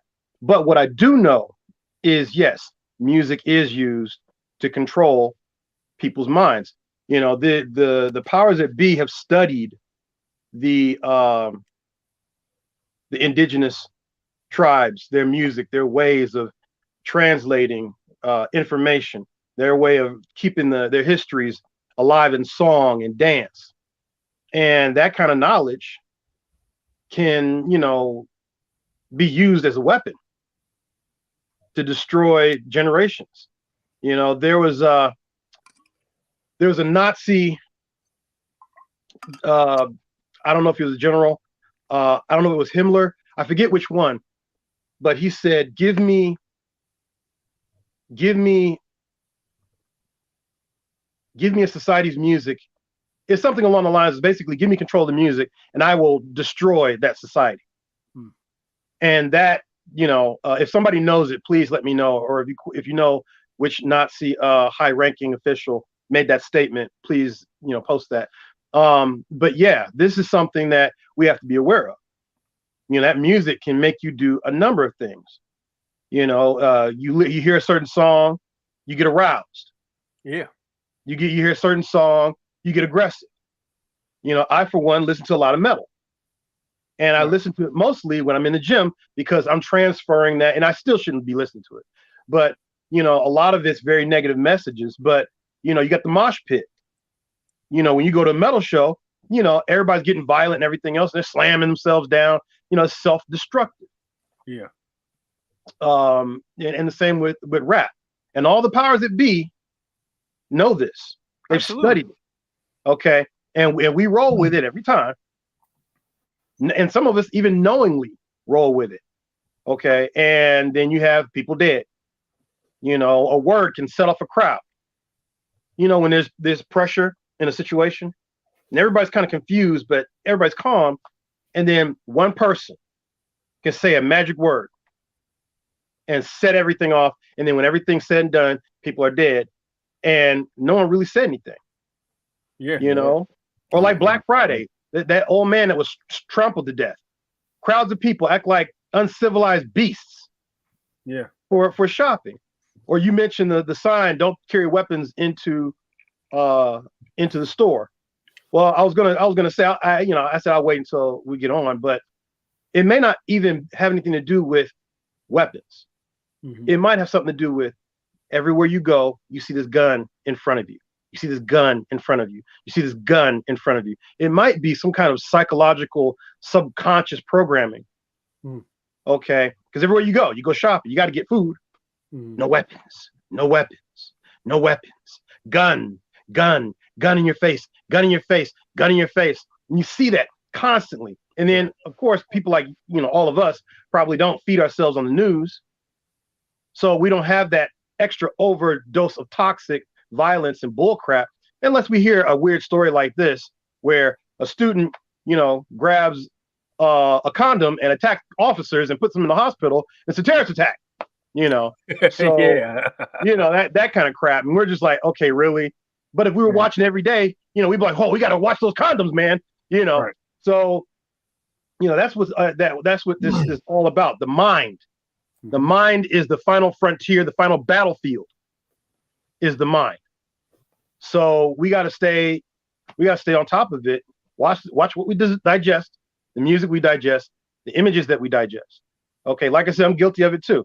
I got Mudvayne, Slipknot going through my head, and I might have some Willie D in my head, and somebody's like, what, let me change that, and yeah, but like I said, I'm just saying I'm not innocent of doing that. I do it. So we got to be careful. Absolutely. Definitely. Non-negotiable. Tim says it's them frequency levels, bro. Yes, indeed. Kanye was, you know what's interesting? Kanye West has been spitting some facts.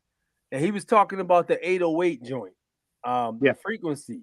And he was saying, I think that's got something to do with the sigils, man, because he said what they do is they'll take the sigil and they'll slow it down on some songs so you can't even hear it, but it's there. And then sometimes they'll speed it up. And I think the chopped and screwed, remember the hip hop, when the South was real popular, the chopped and screwed movement, what they would do is they would take a song and they would slow it really, really slow, tripping on fofos, rap on fofo. You know what I'm saying? No, I don't remember that. They would put a beat behind it. It was Paul Wall and a few other guys. This was like, this might have been around 2006 or 5 when they did this. But they would play the beats really slow and they would come up with a catchy tune. You know what I mean? And then the thing was, all right, look, this is what's popular in the South, right? The South rappers would sip this drink called lean. And what the drink basically was, it was 2 styrofoam cups, and they would put ice in the cup, and then they would get a gallon of cough syrup, and they would put some of the promethazine in a cup, and they would mix it up with like Sprite and all this other craziness. And then they would drink it, and it would nullify your senses. They would slow everything down. You know what I'm saying? And when you listen to Chopped and Screwed in a mind altered state, like with the lean, I'm a staunch believer that when you get inside of it, when that stuff gets inside your spirit, it'll cause you to do things that you wouldn't normally do.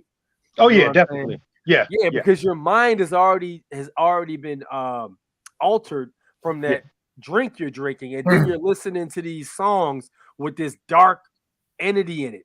So when your state of mind is lowered, you're allowing those entities to come in your body much easier. You see what I'm saying? It's all about energy and stuff like that. There's something even worse. Follow me, y'all. Okay. I gotta put this. So in some of my experiments, I've done the basic cymatic frequency experiments, but Dr. Emoto's experiments with water. Yeah, that's one of my favorites. It works. Yes, it does. How can I say this safely? So depending on what kind of sound goes into the water, various forms of music can alter the water. Now, I don't you can dark microscopy, you can see some things, but you need a higher power microscope.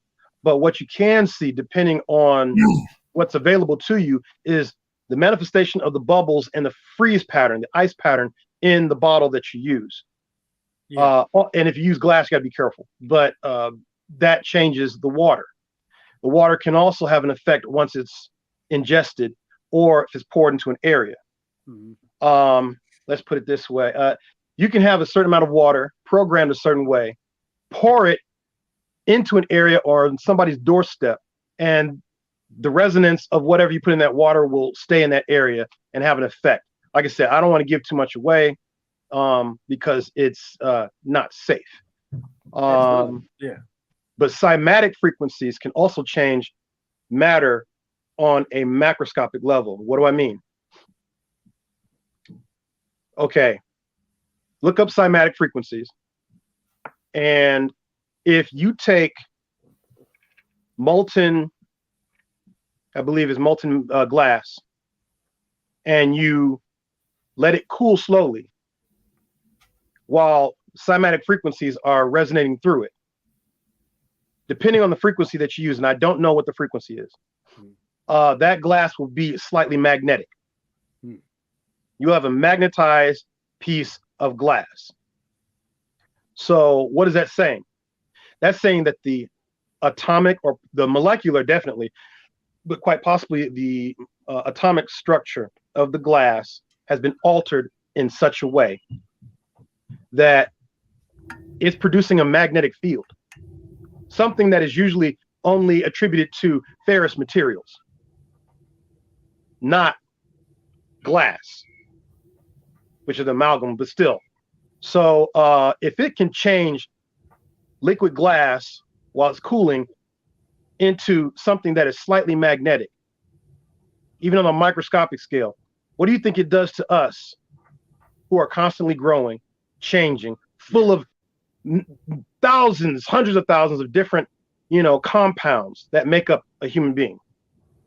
And we get this music into us. I would even go so far as to say music could even change us genetically. Okay. Because the Russians did work on junk DNA and sound frequencies. So, yeah, we got to be real careful. Okay. Even with the TV, don't leave your phones on at night. Frequencies can bleed through, weird sounds in the air at night, like trumpets and stuff. We don't know what they're doing, but they're watching us right now. Okay. Absolutely. So yeah, I'm gonna leave it at that. Yeah, I'm gonna have to have you. We also setting up we're gonna do it's gonna be Wolf and a few other people, but we're gonna set something up on a what is it on a what is that? Zoom. We're gonna do a Zoom where we can actually cut loose and go into stuff like this. And we might have to have you come on there and break that down, man, because there's only been so much we can say here in the public. The rest of that, if you really want the uncut raw and exactly what it is and how to move around, that's gonna have to be for the private, because you know what I'm saying, they watch it.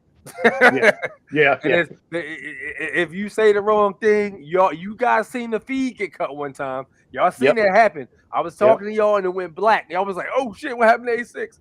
Yeah, that was a warning. Like, all right, you saying too much. It's just a certain level you can say, but so yeah, we're gonna have to set that up for you guys. Yeah, you know what I mean.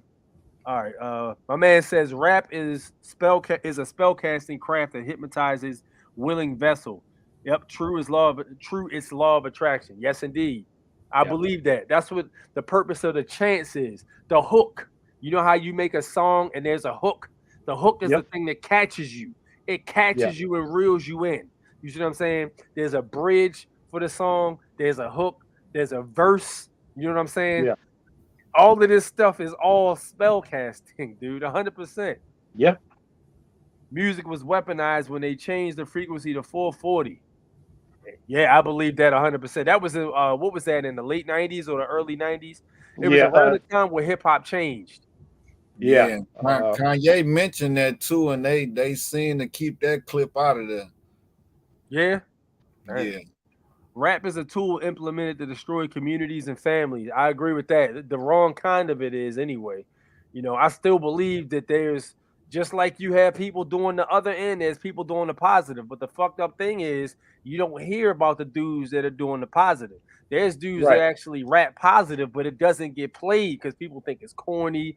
People think it's whack. Like, yo, that shit, nobody want to hear that bullshit. Like, I have a lot of people that didn't like Lupe Fiasco because he wasn't talking about, you know what I mean, that stuff. But Lupe Fiasco is really one of the same, one wing of the same fucked up bird. But I mean, he wasn't talking about, you know what I mean, shooting up everybody on the corner, slinging crack, all that stuff. He was basically talking about things that weren't that particular genre. And people didn't like that. So I do believe rap can be used in a bad way, but it can also be used in a good way too. But unfortunately, negativity gets the press. You know what I'm saying? What do we see all the time when we used to look at World Star Hip Hop, right? People getting hurt, stomped, beat up, people getting, stuff happening to them. You know what I mean? When's the last time you went on World Star at all? When's the last time you went on World Star Hip Hop and saw, a guy bringing kids Christmas gifts because they didn't have no money? You know what I mean? Or a guy, you know what I mean, helping children out, bringing some money to a homeless shelter. You don't see stuff like that because that doesn't get the press. You know what I mean? What gets the press is negativity. Right. And then I was sharing this with my children. I said, they were looking at some of the old hip hop videos, and I was telling somebody else. I said, "See, this is what I grew up on," and I forget who was it. I think it was Slick Rick. I forget who it was, but it was like he was telling a story about bedtime story, Slick Rick. Yeah. Okay. Yeah. Once upon a time, not long ago. That's it. Live life slow. I should know all the lyrics. I listened to it 1,000 times. So Dave the dope fiend shooting dope who don't know the meaning of water. So yeah. So and I said, see, we were told, we knew about the bad stuff, but we were warned against it. Yeah. A lot of the rap was like, you know, this would have happened. I'm gonna tell a story, you know, and I tried to sling this and that. Now I'm sitting in here locked up. You know, I can't see my mom. I can't see, you know. So we would talk about the bad stuff, but we say, hey, there's a consequence for those actions. And then that slowly disappeared. It was like, hey, I'm shooting, I'm slinging stuff, and I get away with it. And I got the booty, and I got this, I got that. Yeah, I got gold teeth, I got everything else. I don't know nothing, you know, and no consequence. Yeah. The consequences still stand. So it's like, oh, I want to be like, you know, like my brother or Uncle Juju, you know. And so he go out there, he doing this and that, and now he locked up. Okay. Right. You know, and guess what? His dumb ass get out, and he's still doing the same thing. So, you know, I tell them as it was a different hip hop. It was a different rap back then. Yeah. Okay. Yeah. You know, a lot of it might sound goofy and everything, but you know, I look back and I'm like, wow, took it for granted. Yeah, man. Now you can't find anything, you know, that is worth listening to. And if you're talking consciously, you know, you rapping and you like, you know, saying something about, you know, the cymatic frequencies is da da da da da da. You know, you are not getting on the radio. It is not. No. Okay, not at all. So no money for you. James says, music transcends even children. Babies move to music. It can program, heal. Music is God, positive tones and harmonics and negative frequencies. They know people of color are music based. Yeah. Exactly. Yeah. Back in the day, this what is that? I think that might have been in South America, but there was like a samba music, you know, the rhythm. Yeah. And a lot of the fighters would make fighting techniques based off of dances. Capoeira was a great example. Yeah, capoeira is a very rhythmic type of dance, and the power comes from the rhythm. Like the more smoothly you execute a kick or something. The strongest kick known to man is a capoeira kick, and it can shatter all your ribs. That's the strongest kick. It is a capoeira kick. You would think it would be a spinning kick or some kind of power roundhouse. No, it's like a crouched kick from a capoeira fighter, and it will destroy you if you get hit with it.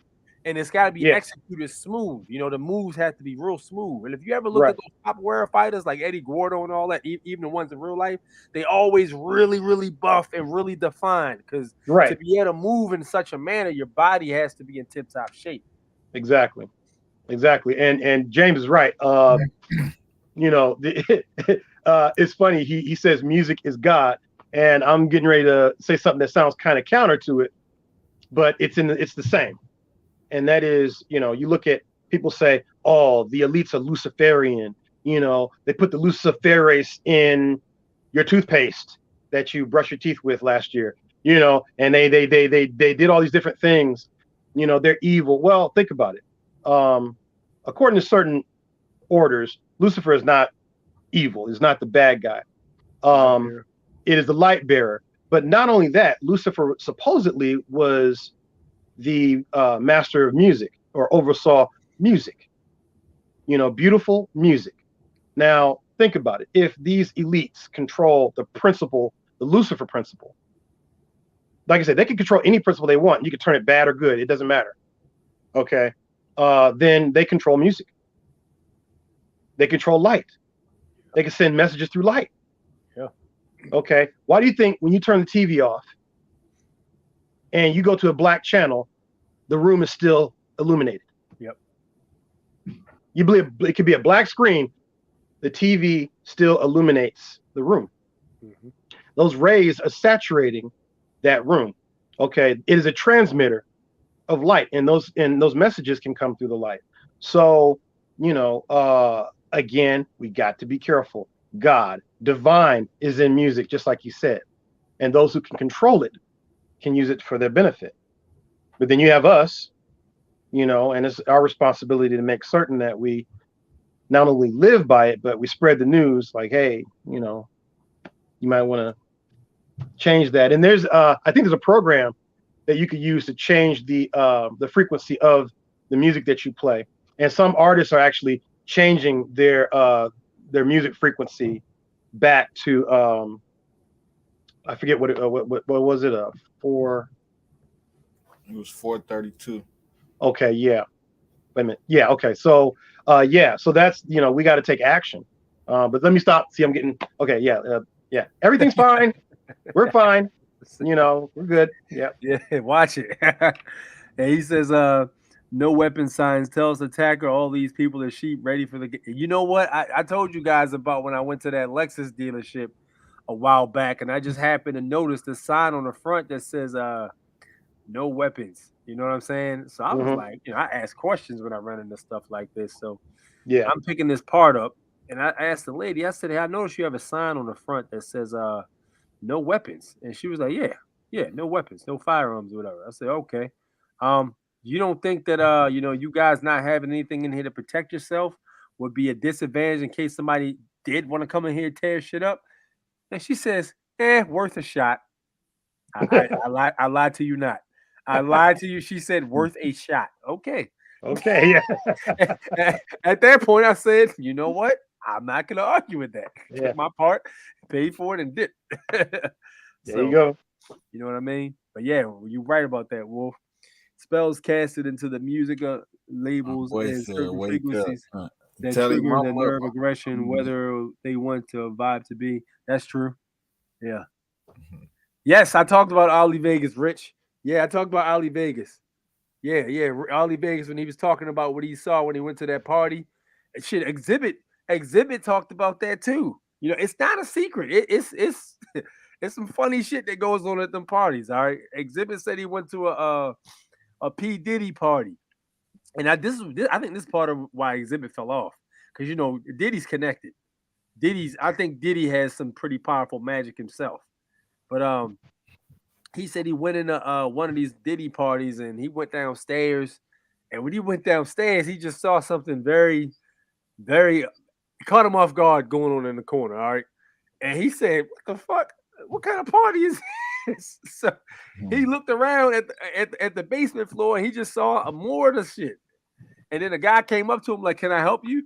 He was like, I think I might be in the wrong room. And he ended up leaving. And yeah, Diddy, you know what I mean? I'm watching my language. Diddy has some stories, all right? Ollie Vegas said he was invited to this party. And, he saw guys coming out the party he knew for a fact played for the other team. Like, I know that dude plays for the other team because everybody in the industry knows him. And these dudes are coming out of the party. And he said some rappers that you listen to on the radio was going up in that party. You know what I'm saying? So, yeah. What was the other? There's another story too that the interview between, you guys need to go watch My Expert Opinion if you like to hear about stuff like this. There's an interview between Math Hoffa and Smart and Nems. All right, it's about an hour long, but if you go into they go and earmark the part you need to listen to where Smart starts talking about stuff that goes on in the industry. And he started talking about what they do is they'll be like, all right, why don't you come on? They come down to the studio on a late night tip, right? Bunch of people, entourage. And they're after you done with your session, they'll have some drink for you. Or they'll have like a blunt rolled up. Hey, smoke this. Hey, drink this. He said they try to test you to see if you're goofy or not. And you don't know what's going on. You ain't see that blunt get rolled up. You didn't see that drink get poured. You don't know what's in it. He said you drank the joint. Next day, they call you to the office. You come to the office to sign the paperwork, and they be like, I ain't signing this. Y'all trying to give me this little ass bit of money. They be like, oh, you're not going to sign the contract? Why don't you go ahead and play what he did last night? And they play some shit you did last night that you did not know you were doing. And you going to sign that fucking contract, or that shit going to be all over the place. The motherfucker be like, shit. Got your ass. They got you at that point, so yeah, I'm watching my language, but y'all need to go check that out because he talks about that, man. And yeah, what's so funny though, Six, you notice they cut Smart after that, like he ain't get back on the show. Oh yeah, I believe it. Yeah. You saw that joint, huh? Yeah, man. Yeah. I watched the whole thing. Like, yeah. Like I say, he cut Smart from the show right after that. That was one of the most viewed interviews. I think that was the most. That interview has almost 1 million views. And keep in mind, they had Fat Joe on there. They had Tony Yayo on it. You know what I'm saying? Yeah, they had clips of it chopped up on TikTok. Just here and there. But like they scrubbed them mugs, man. Yeah, they got you know, if you got somebody that brings that much publicity to your channel, I mean, they got damn near almost 1 million subscribers. I think personally off of that interview, but yeah, and you don't bring him back, like he said something he wasn't supposed to say. You know, they pushed up on Math, like, yeah, gonna cut him. Yeah, we don't do that over here. You know, that type of shit. That's too much. That's too much viewership. Yep. Look at the Power Elite. What do they listen to? Mozart and classical music. That's exactly. fact. Listen. Classical music is I like some jazz too, but I know jazz has a little bit of can be demonic also. But classical music is dope too, man. Classical music is it relaxes me. My man says scissor. Yeah, I ain't mess with that shit, man. I ain't mess with that lean shit, boy. Now I heard Drake always walking around. He said, what do you say? What's that lyric he said? Something, and I got that drink. Could be purple, it could be pink. You know, depending on how you mix that shit, whatever. And he drinks a lot of that stuff too. Ghetto Boys, My Mind's Playing Tricks on Me. That was a great song that I rewound over and over and over. That song is fire, but that song was kind of demonic too, bro. Because I remember hearing that song when I was a child, and that song used to scare me a little bit when I was younger. You know what I mean? Like, yeah, and it was because I was hearing something in the song. My spirit was catching something that I wasn't quite getting. Then when I saw the music video, it justified how the fuck I felt about it. Right. And A6 to attest to that too. You know how when they do they ad libs too. That's the chant that they adding up in there. You know, the jab you with. Yeah, 100%. I agree with that though, Sean. Life and death are the power of the tongue. Yes, indeed. My hands are all bloody from punching on the concrete. Yep. Yeah, I remember that shit. Powerful stuff. Of course, we can affect the energy in our area as long as we are aware. This is why I tell y'all, man, y'all got to make sure y'all take care of yourself on multiple fronts because you're being attacked from so many different angles. The main one you're being attacked on is the spiritual angle. You know what I'm saying? Because spiritual beliefs are not taught. They're not taught. It's not. You're a loony if you believe in crystals. You're a loony if you believe in spirits. You know what I'm saying? Like none of that shit is a valuable conversation in the public domain. This is all stuff that they don't acknowledge. Right. Absolutely epigenetically turn routers and headphones off at night. Word. I usually just keep some, which I should definitely do that. But I usually keep some of this around to block any of that negative crap. The shungite. I told y'all, man, get on there and get. I'm gonna hook y'all up. I got y'all. I'm gonna show y'all this real quick. For those of y'all who haven't got y'all shungite yet, I'm gonna take y'all to school on that. Hey, Six, do you watch 19 Keys? No, I haven't seen it. Oh yeah. He dig real good into that too, though. 19 Keys, huh? Yeah, 19 Keys. Dude, I got so much stuff to catch on. Y'all be telling me to watch. I'll be having the time. He's got a big platform though. I think he got over like 1 million some subscribers. Okay, cool. I'm gonna have to check that out. All right, check this out right here. All right, so this is shungite stones right here. All right, so you can get 1 pound of natural shungite for $19.99. Mm-hmm. All right. So if you want to get some shungite, you can grab some. They even got this supposed to clean water, but they got the powder form too. Wolf was telling me about the powder form. They got some powder too. Yeah, if you get the powder, you can mix it in some paint. Yeah, okay. You can paint a room.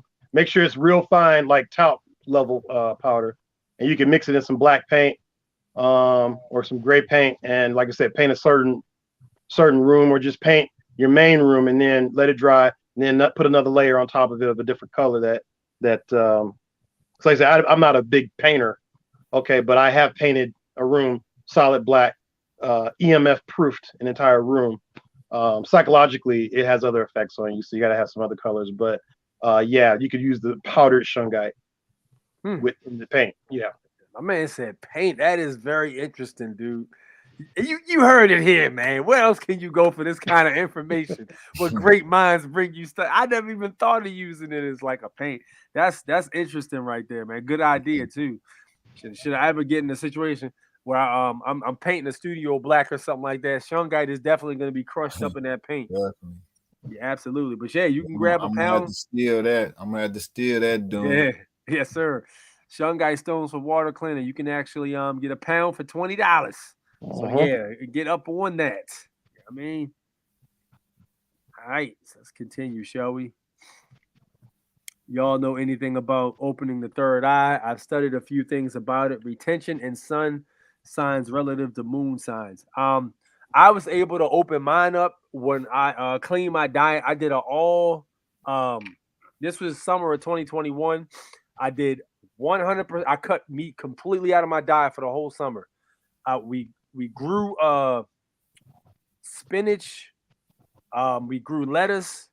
We even grew some. I love spicy food. We grew jalapenos, which was spicy as fuck. Yo, let me tell you this: the jalapenos y'all buying in the store, dumbed down. Once we grew them shits, habaneros were not even jalapenos, habaneros.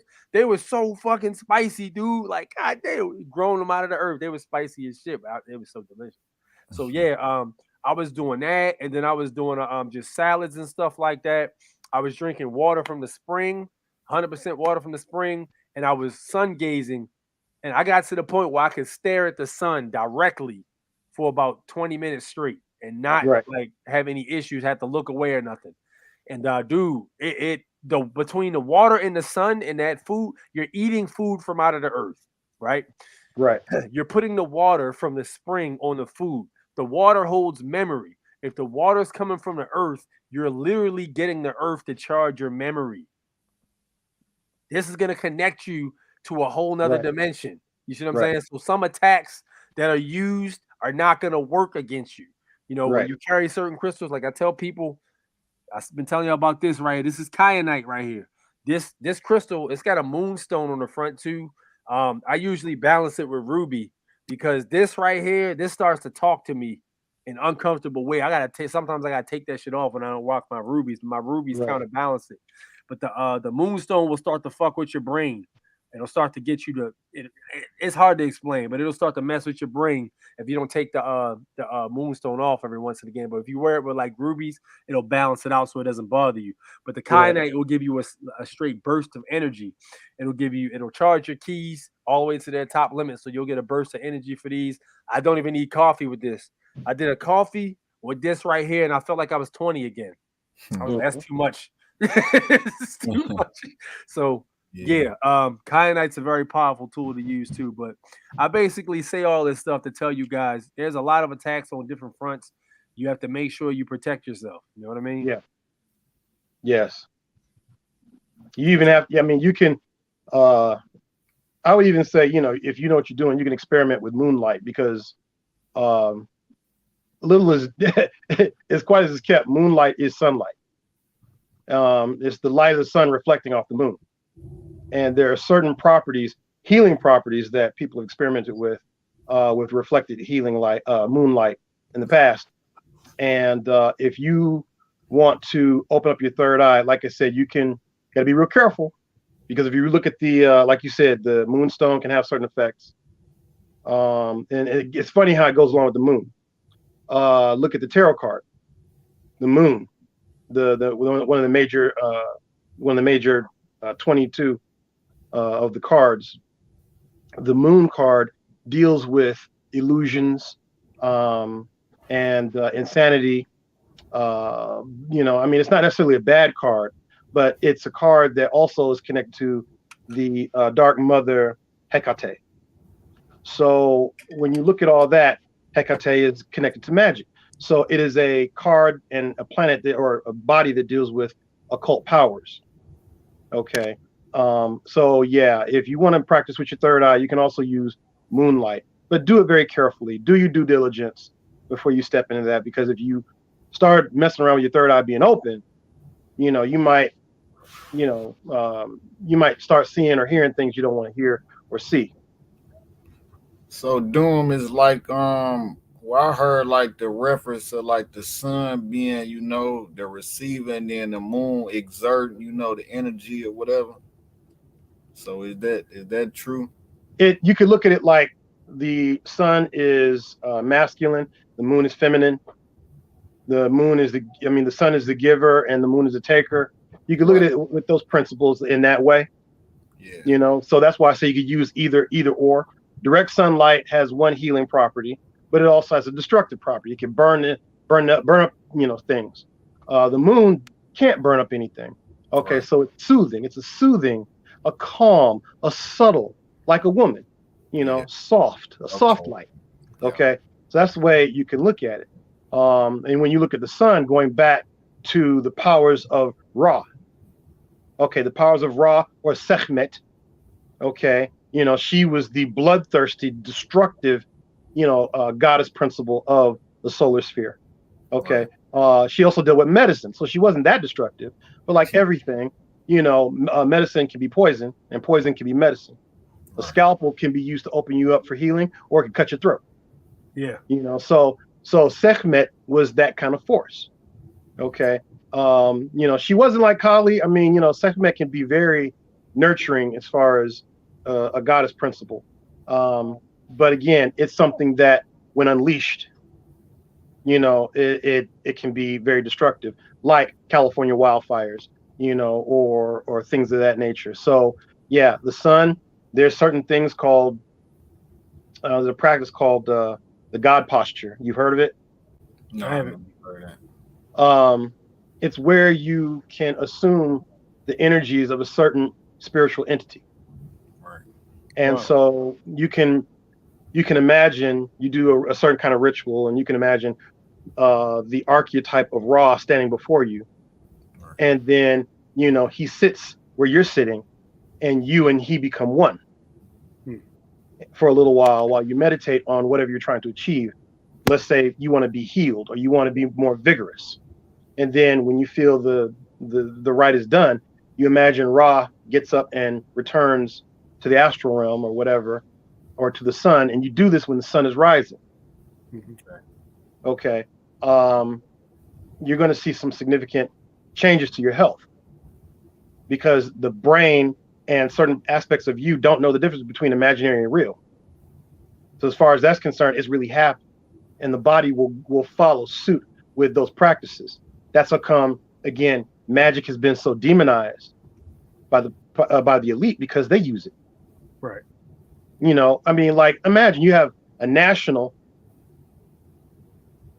practices magic, revolutionary, okay, rabble rouser, you know, all these above. He don't take shit, and he's physically fit. And then guess what? He make 1,000 others just like him. Yeah, their day is over. Point taken. Their day is over. It doesn't take the majority. It takes another minority to deal with that minority. You know, you say I'm done. You know, F the crowd. You know, F the population. I don't want them. I want the elite. I want you. Okay. And the few of you who've ascended, you know, in your consciousness, go after those who are using those abilities to enslave the rest of the population. Okay. And that's why they don't want you to know magic. They want you to be scared of every bump in the night, every ooga booga and all that kind of crap, because, you know, all that voodoo stuff, bury your drawers in the yard, you can't leave the house. You know what? They've been doing that. Yeah. Okay. Yeah. Bury your drawers in the yard, you can't leave the house. Oh, they got your social security card, or you can't leave the country. What's the difference? Yep. Okay. So, you know, even all the stuff that we learn, there's an esoteric level to it. Look up the book Word Magic. It's a PDF book, Word Magic. And they talk about legalese being used in occult fashion. Okay. If you look at the etymology of words, there are certain legal words that are used in spells in some of your oldest occult books. All right. Okay. You know, everything that they do, the black robe, you know, standing before, you know, like, you know, when you're summoned. Okay.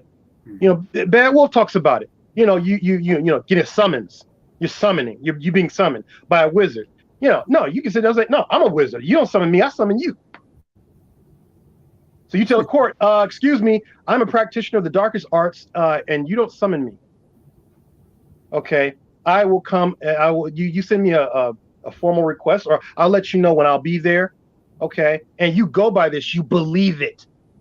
Yeah. You have affidavit stating, I am a theurgist, I am a sorcerer, I'm a wizard, I'm a god. Don't do this. And if you do, I'm going to respond to you this way. And you walk up in there. I don't care if you spend 3 days. You say, that's fine. I have a fee schedule. I'm going to manifest some wealth today. I'll sit here and meditate while the wealth comes in. Right. Okay. That was a great way to put it, man. So Absolutely. just take it. Like whatever. They're gonna be like, all right, we give him his money. We'll never want to see him again. Yeah. Okay. And that's what would happen again if there was 1,000 of us, just 1,000. There are plenty of occultists out there. There's plenty of witches and wizards. I've noticed that a lot of the pagan and occult community is marching to a different beat. The goddess protects me. Oh, but I gotta go get my my massage. So I'll feel better. I see plenty of witches running around with masks on their face. I'm like, that's not the right mask. So you're supposed to put the other one on. Man, but 100% too, man. But you're supposed to have the gods protect you, and you're scared of a bug. Okay, right. You're supposed to be this powerful individual. So it's like, so remember, in the name of Odin, you go get your thing done. Like what? You go get that jab. Yeah, like what are you doing? And I've had discussions with certain beings. And it's funny. You would think that this supposedly northern being, Odin, would tell me something contrary to what I'm trying to put things in code. But Odin was like, no, you go do what you got to do. You go do that. Yeah. And you pursue that to its end, and don't bend over for nobody. So I was like, okay, So all I'm saying is that there's not many true practitioners out here, but if there were, and they were on the page of, national sovereignty, they're on the page of being a free moral agent. A lot of them aren't about being really free. They're like, oh, I can do whatever, and they don't. They march to the beat of the powers that be. Right. So yeah, we got to change that. Okay, and I'm not saying you got to be a practitioner of magic. I'm saying you got to be spiritual. Yeah. A spiritual scientist. Because like you say, they demonize, most of our arts and stuff. But like I say, when I look into them, like with the Nazi symbol, I found out that was used, with the natives. So yeah, they just taking the images and scrutinize them basically. I had to teach a certain individual who's from a certain culture who was offended because I had that symbol on my weight belt. Yeah. And so that I'm not offending anybody here. The Mundalfari is not a Nazi symbol any more than the English language is the language of evil. Yeah. Okay. Yeah. It's a symbol that existed everywhere. Yep. And I use it to give me strength when I'm working out in the gym. And this individual, I worked out in the gym that was in the community of these individuals. And he said, do you know what that is on your belt? I said, yeah, I put it on here. Of course I know what it is. And we had a long discussion because he was offended. Mm-hmm. And I told him, I said, this existed long before your so-called plight. They demonized it, man, just like they do with anything else positive. Right. And I said, you know what? The smart thing for you and your people to do is to take the symbol back instead of being triggered by it. Yeah. Take it back for what it's worth. But no, I said, I know y'all got other issues. Y'all been appropriating stuff. So, and he looked at me kind of funny, and I wasn't trying to be rude or trifling, but I don't like when somebody comes up to me like I don't know anything. You say, hey, you know what you're doing? You know what that is on your belt? Yeah, I know what the hell it is. I carved it in there. Yeah. Okay? Don't tell me what. No, I know what this is. And I'm not trying to offend you. That's why it's carved on the inside of the belt, because I'm tapping power. Right. Okay? I'm not tapping the power that those knuckleheads was doing. Okay, but I'm tapping the power that I know about. Yeah. So again, y'all be careful if you're going to be bold. Know what you're doing. But yeah, Sean, that symbol is very potent, and it's on the toes of Buddha. It's on a lot of the temples in India. Okay, and if you look it up, there's pictures of postcards here in America that were covered with them. Right. It wasn't a hate symbol back then. It was just like, hey, it's cool, whatever. And then they took it and said, you know what, we can use this. All right, but a lot of them, they were occultists as well. Yeah. And if I might say, there were some badass occultists too. They knew what they were tapping. True. Rich Topic says, when are we gonna get on that Zoom meeting? I love talking about things like this and how to be more aware and protect ourselves. The Zoom meeting is definitely gonna happen. It is gonna be one of those things where you gotta actually cough up that Luciano to get in. We're not gonna break the bank on y'all though. So but yeah, we're gonna have to be compensated for it though, because it is time. So that one's not gonna be free. I got you the Telegram link. Hit my email. I got you. My email's right there at the bottom. Do you like Kambada? I have no idea what Kambada is. What's the website? What do you mean? The website is Telegram. You got to download the app though, man. I just saw a video earlier today using shungite mixed with paint. Yeah, there we go. Some fire. Right on. Yeah, there you go. I have shungite powder and shungite honey in a 6-sided jar. That's kind of dope. Colors matter, shapes matter. Yes, indeed. He said in I didn't know you could eat it though. Actually, Wolf put me on with the fact you can actually drink it. Supposedly, there was some soldiers that were using the shungite water too in the past. Cleaning up the diet is key. I have shungite powder and shungite honey and 6. I already saw that. Thyroid and staph, aka aligning the chakras. You need fruit. You need some fruit your seed to secret the Christ oils at thy lampstand. Mm-hmm. This question is for Victor Vaughn. What does Black Adam mean? Well, Black Adam is a movie that just came out based on a comic book character. That's what I know. Mm-hmm. I think I could take an educated guess. Mm-hmm.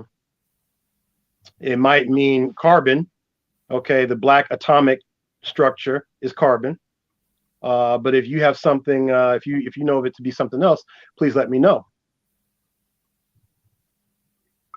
And carbon can come in many forms, like we're talking about shungite, and that can be, graphene, graphite, the buckyball, the C60 molecule, things of that nature. So if you're asking, guess what, an X-Men? X-Men, that goes into something else. That's supposedly the X-Men were a play on the civil rights movement, where Black people were being oppressed. Yep. And they were the marginalized class. And so instead of saying, true believers, we've got to come together and fight against, the oppression of these people, they paint it in a certain way, like they do everything, and it's like, oh, yeah, I'm down with the X-Men. I'm down with the mutants. And the question is, okay, well, if you be down with the mutants, are you down with Black people? Okay, are you down with the fact that they're being oppressed and hunted and everything else? So that's what I heard. Okay, that's what I've seen be said. So you get back at me, whoever that was. I believe that to be accurate too, man. Okay. True indeed. The X-Men was definitely that was definitely us. No more mutants. No more mutants. Right. Legalese is it's a language. Always a campaign, man. Absolutely. Right. Always. Legalese is a language just like Chinese or Japanese or Vietnamese. That is facts. My bad. The website for crystals. Dude, you could just use eBay, matter of fact, for crystals, man. You can get right on eBay. Yeah, eBay's I had a card here. Dude, I had that card in my office for so damn long. I don't know where the hell that thing went at. I gotta find it, but it was a card from one of these companies I use to grab some crystals from, and their stuff seemed to be pretty authentic. Because you gotta be careful when you're buying crystals, because you'll buy it from some of these places, and they'll sell you glass or plastic that looks like crystals that isn't. Right. So you gotta be careful. Like the best thing to do, like I told you, I've been telling y'all this, and I keep saying it. Grab yourself the Crystal Bible. It will tell you exactly where some of these crystals come from. That way, if you're on eBay or Amazon and you see a crystal that's supposed to be available in one place, if you see Moldavite that's being sold from China, chances are this shit is fake. All right, like because it ain't no goddamn Moldavite.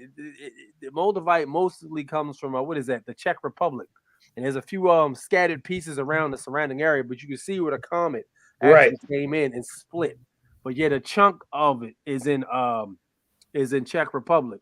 And the thing about it is, it's damn near, it's getting so expensive because the Moldavite is really starting to become scarce because people are buying. People are starting to figure out about it. There was I think there was a TikTok post or there was some kind of short video or something like that where people are talking about how they played around with Moldavite and they fucked around and found out because the shit was real. So it was like, oh, this one girl was like, I got a piece of Moldavite and my boyfriend broke up with me and some this, that, and the third, and something happened to her house. It was like, yo, but truth be told, like from what I've seen with the Moldavite, it's gonna expose you to where you really need to be at. It's gonna change your reality. So if it's a situation where you have a bunch of fake motherfuckers around you that's claiming to be your friends and you don't know they talk shit about you behind your back, and you start fucking with Moldavite and some other things, you know, that cleanse your aura, them people are gonna start beef with you, and you're not gonna be friends with them no more because the Moldavite moved the motherfuckers out of your life. Actually, you did. The Moldavite was just a conduit, but your spirit basically moved them out of your life. So yeah, you know, being familiar with these things, you know, is very important. You know, these things are put here, and these crystals and stones were put here by the Creator for us to use. Now, people are like, oh, it's evil. You're using crystals. Well, and I don't believe that. You know what I mean? No. These things were literally put here for us. You know, they have certain ones have the abilities to do certain things.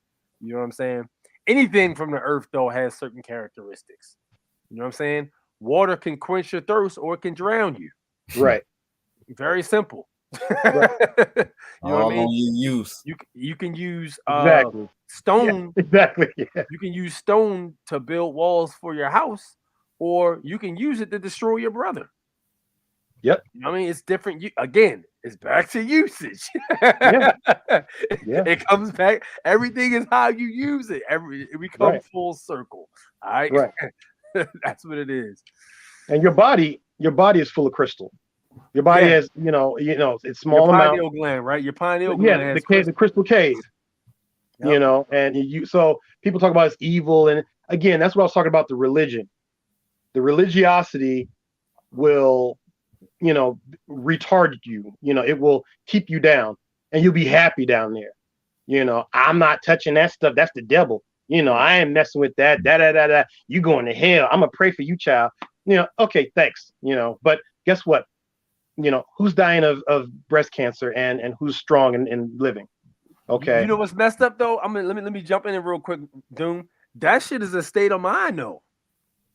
Yeah. Like if you telling somebody else, you condemning somebody else who's trying to help you or trying to put you on with some shit that could possibly help you, and you want to continue suffering, that's the hell is your mind. That's your state of mind right there. You trapped yourself in hell.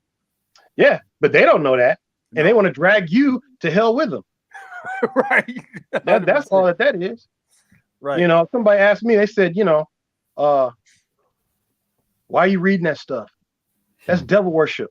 You know, and I made the mistake of not removing the book from the table. And, you know, now this can of worms has been opened up, you know, and I need to be saved and, you know, and all these kind of things and, you know, calling me names and everything. And I'm like, look, they say, well, did you make a deal with the devil? I was like, that's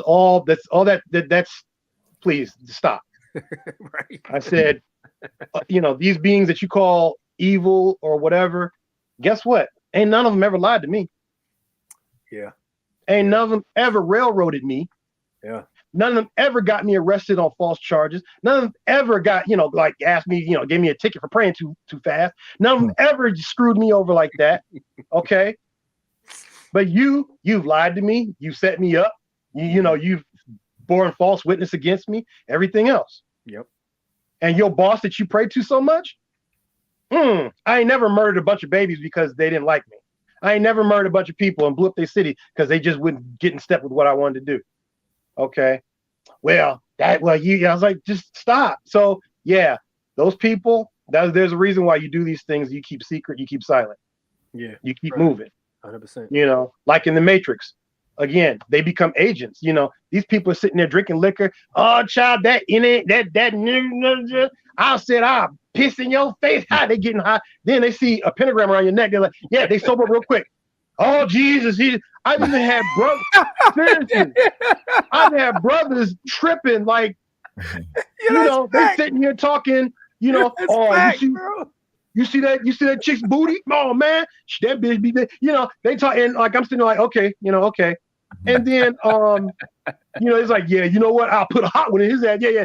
And then then they see the pentagram in my shirt, they're like, oh man, you evil, man. I'm like, whoa, wait a minute, what? What are you talking about? That's too realistic, yo. No. Hey, yo, dude, I can tell you some stories about how true that is, yo.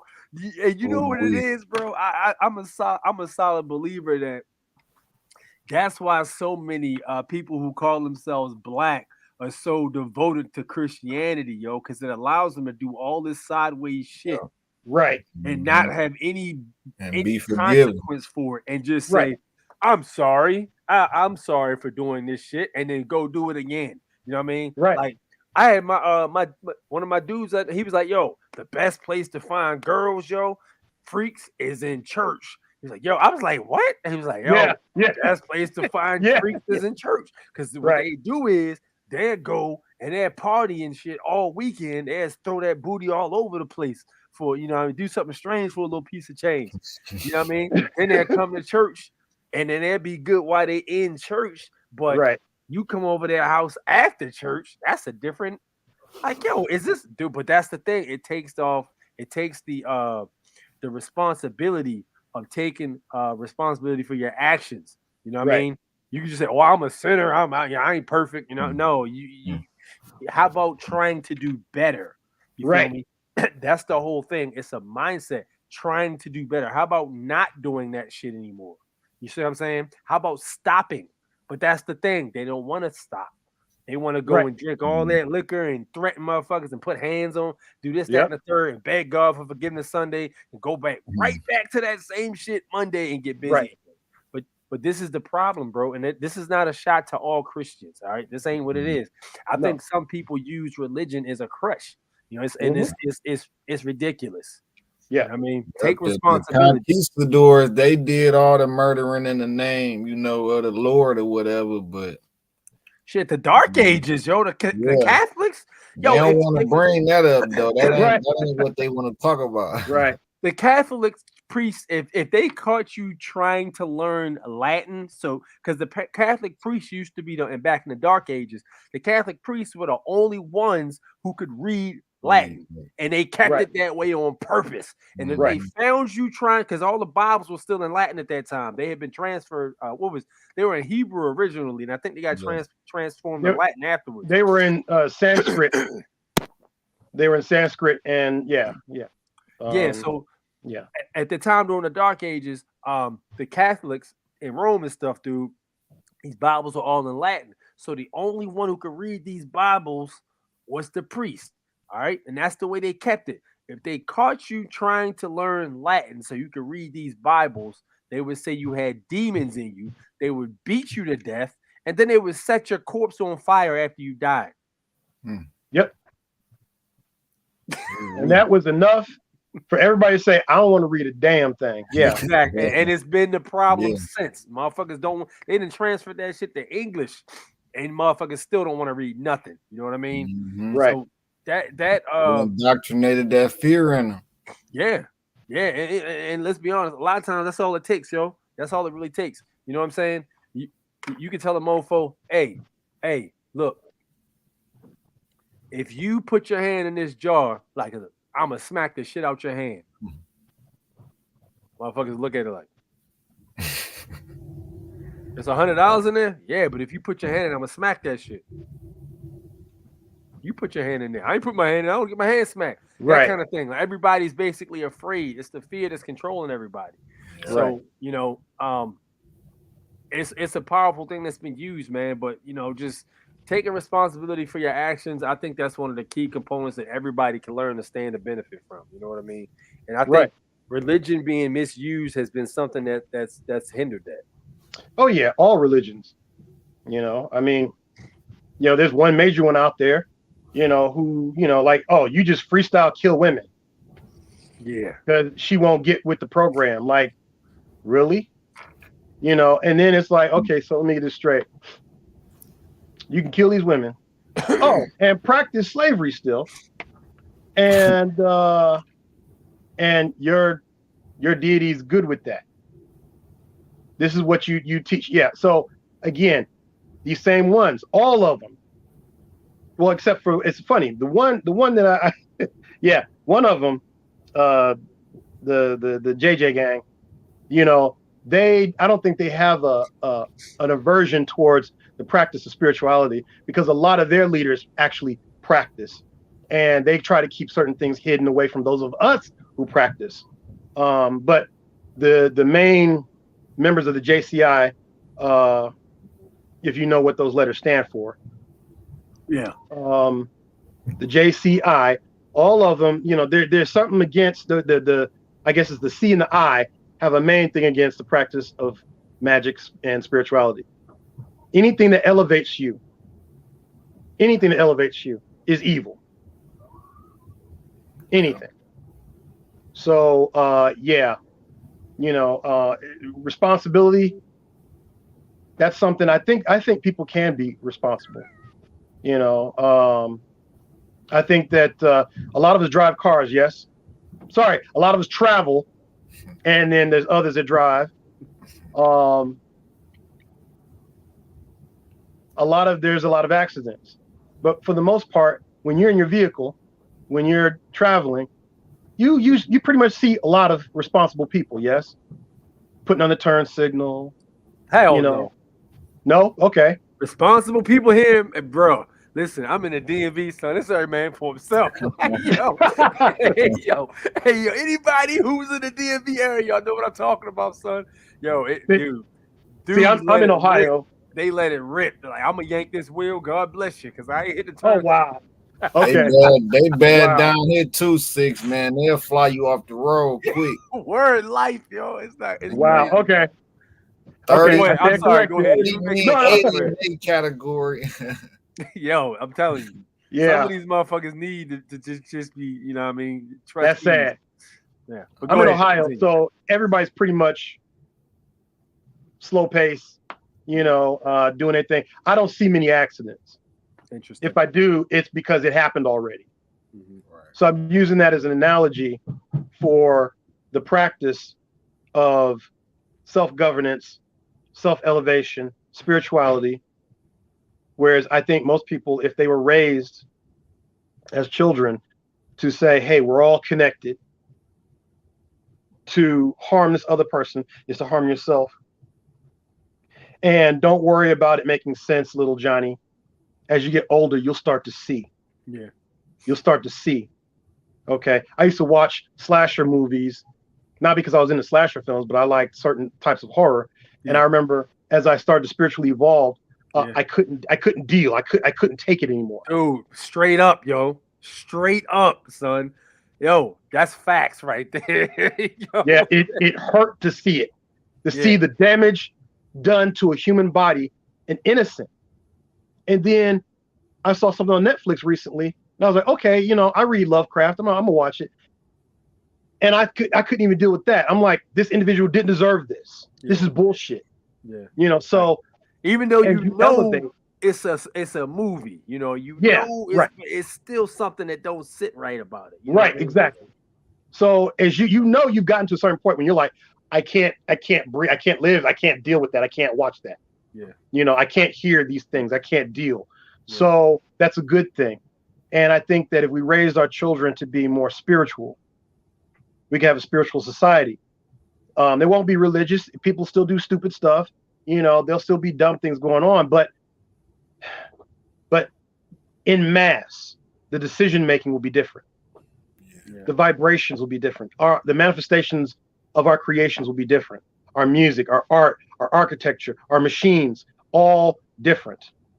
We won't have I kind of think that's why they keep it away from us though too, because right. Well, yeah, you're right, and I hate that. Yeah.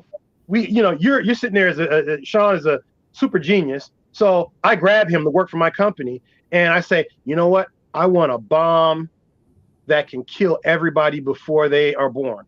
And he's like, impossible. I said, it's not impossible if I throw $1 million at you. He says, okay, I can make it happen. And he's devising it, and he's on the board, he's figuring it out, and he says, yes. And he's being driven by that. And I'm like, I'll give you a Nobel Prize, and you get this fame and everything else. And then we test it. And then this whole island of people, drop dead before we can get it to them. Then we trigger it because we got to figure out, we got to keep it going. And then, yes, it works. And now Sean is sitting there saying, like Oppenheimer, I'm become death, the destroyer of worlds.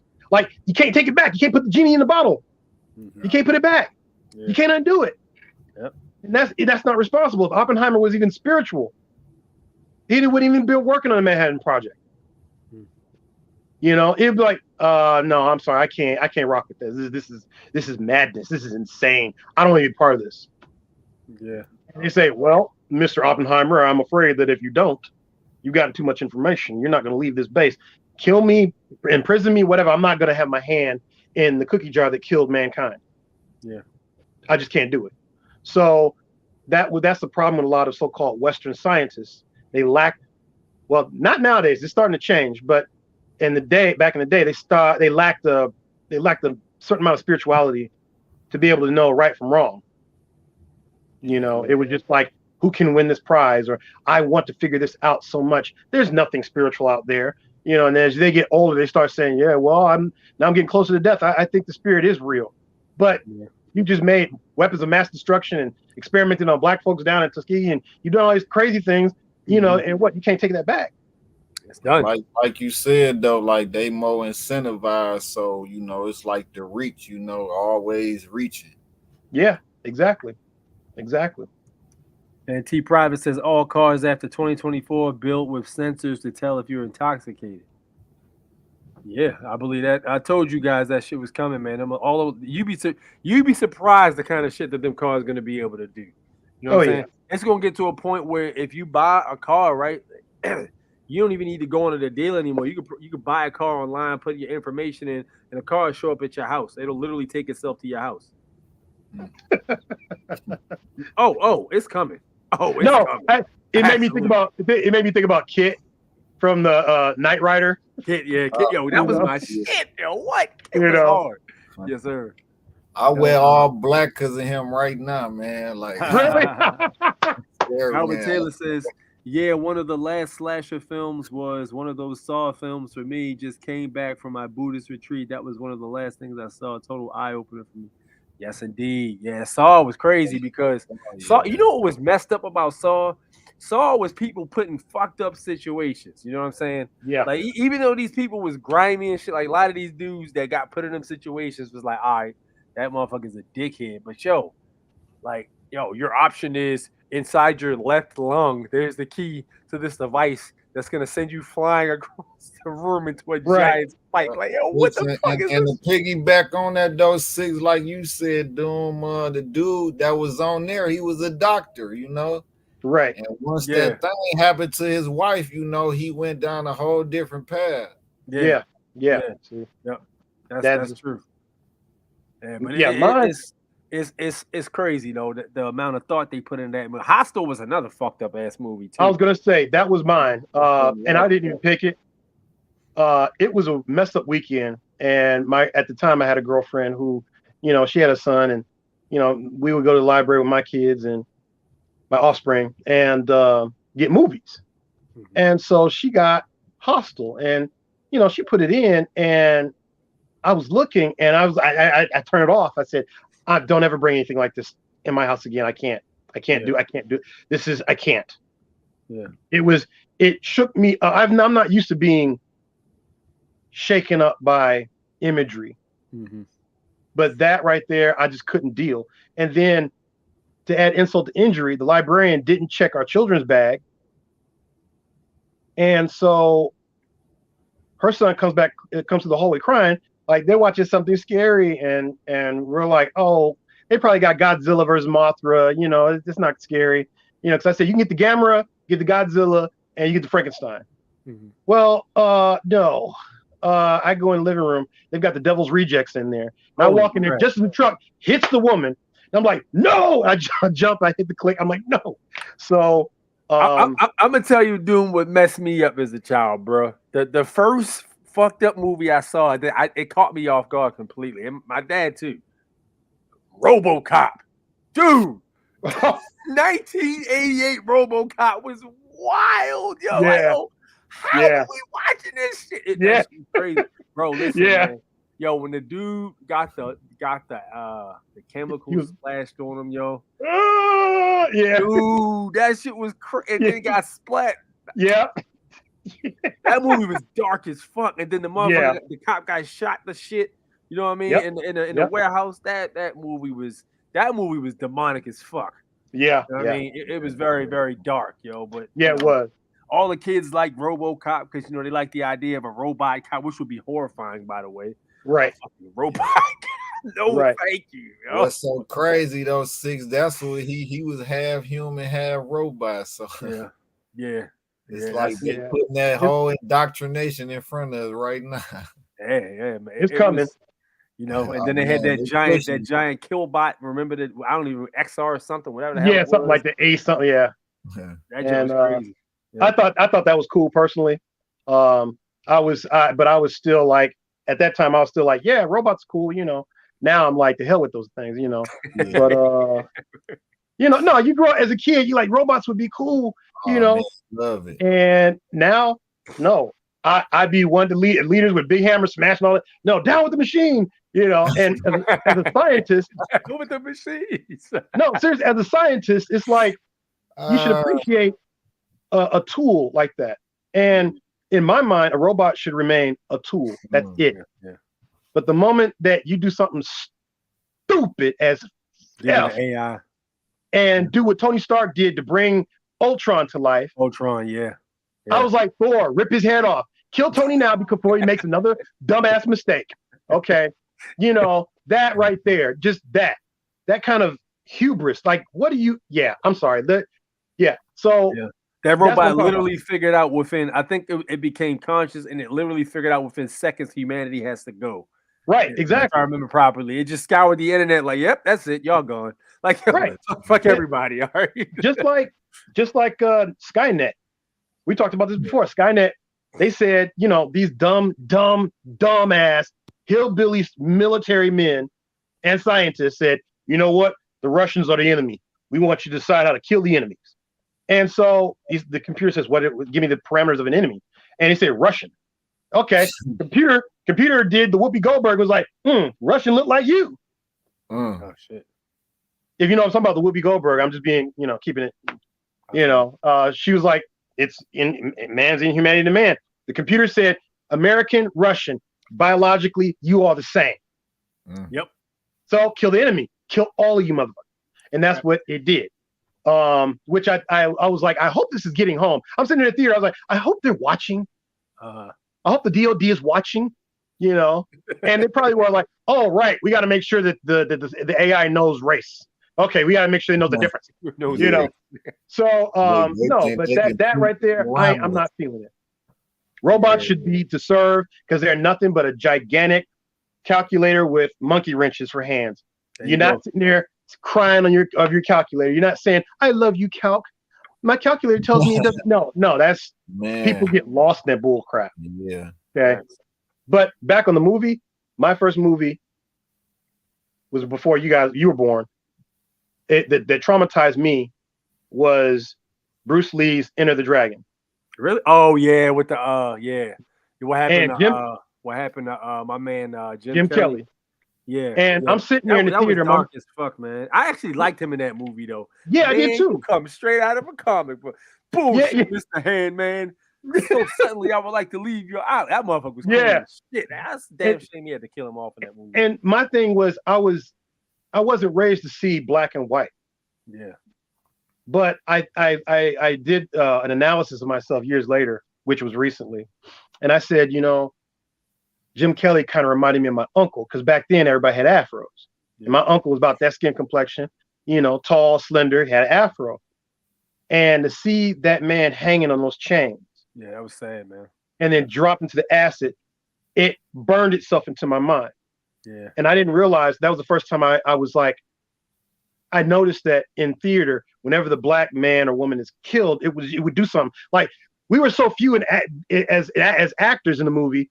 You were used to seeing, Caucasian people shooting each other and blowing up. It was like, okay, but then you see it shit brings it home. Yeah, it does. Yeah. And I never forgot that. Because the heroes were always, European and stuff like that. Right. So, but this was, that scarred me. That was my first thing. That scarred me, as well as Blackula. Because his bride. I never saw Blackula. I never saw Check it out. Check it out. Because it's I'm gonna have to say mine was The Ring, man. The Ring was my god. Yeah. That shit. Dude, when I went to go see The Ring, I went to go see The Ring in the movie theater, yo. Yo, after that scene with the girl in the closet, niggas left the movie theater. It was like 4 people got up like, nope, can't do it. I was like, damn. Man. That shit was creepy as fuck. That was dark, man. That was a dark movie. Sean, did you see Ringu, the Japanese one? No, I didn't see the Japanese. No, I think I did see it. Yeah, I think I did see it. It was Japan has mastered the art of it's a little bit more funny though, I could say that. Yeah, Japan. Here's the thing about Japan, bro. Japan, they have the best everything. Like, yo, they got the best. To me, I like Japanese cars. I love Japanese cars. I'm a big Skyline fan. Nissan Skyline was my shit. I love ramen. I love sushi. I love all kinds of Japanese food. I love the movie. The anime is dope. But yo, their horror, son, their horror is not to be played with. That shit will fuck you up. You know what I mean? Right. And some of the stories the folklore and stories they got is terrifying, bro. Yeah. Yeah. I would, again, if you're on a spiritual journey, I would implore you guys not to, the slasher films is one thing, but esoteric spiritual horror, don't do that, because, I can tell you from experience, individual who is learning the spiritual sciences or magic, as you would call it, and then you go see some stuff like Amityville Horror, or you watching like super what is it what's that movie with the demon after the family? Oh, you talking about? I know what you're talking about. The one with the poltergeist or something like that. Paranormal Activity. Yeah. Stuff like that. And then you go into meditation in your basement in the dark, and you try to tap something good, and you're thinking like, what's behind me? You don't want to deal with that. Or you're like, I think I'll try to call this being. I'm like, you're like, nah. I'm not gonna tap that. No, what garbage in, garbage out. That's facts. Because a lot of that stuff they put there is to inhibit your ability to do such. Right. You're afraid of tapping into the wrong thing, but it's all about your mind and what your intent is. So if you putting that garbage in your mind, like he said, it's going to chill there and relax. So you got to flush that shit out. So the more of that stuff you put in your mind is definitely not a good thing, man. But that's the whole purpose of you. Like I tell people, the sun gazing, what I mean, cleaning up your diet, being kind to others, you know what I'm saying? I'm gonna tell you a good way to help clean up some of your karma, man. I plan on doing something like this. Go visit a soup kitchen and volunteer to help out, man. Go help them people down there that need help. Go where you're needed to help people. This is gonna help you clear your conscience of stuff like that. You know what I mean? You keep the heart pure, those kind of impure thoughts won't survive. So I do say that is one piece of advice I can say about opening that pineal gland, doing well. This is why I say stay in honor. You know what I mean? Treating people with respect and things of those nature. And these things are going to be what helps you to ascend, man. Yeah. And if you can't do that, I'd say get a bowl, a silver bowl, and you pray in it all the good intentions you could ever imagine. Feel all the good feelings you could feel. Wealthy, healthy, vibrant. Remember the best times when you were a child as you're holding this water. See everybody. I don't give a damn what race you think you are, what color you think you are. See everybody damn happy. See the person you can't stand happy. I don't care if he's got hairy legs. I don't care if he's president of the United States. See everybody happy. Okay. Everybody. And then you take that bowl and you throw it into a large body of water. See, I live near the lake, so I can go to the lake and I can just dump that water in there. And that water is going to eventually cycle in and evaporate into the clouds and then come down as rain. And it's going to touch our lives. So if you can't go to a soup kitchen, which you can, but I mean, I don't know everybody's situation. If you can't, do it that way. Find a map. Okay.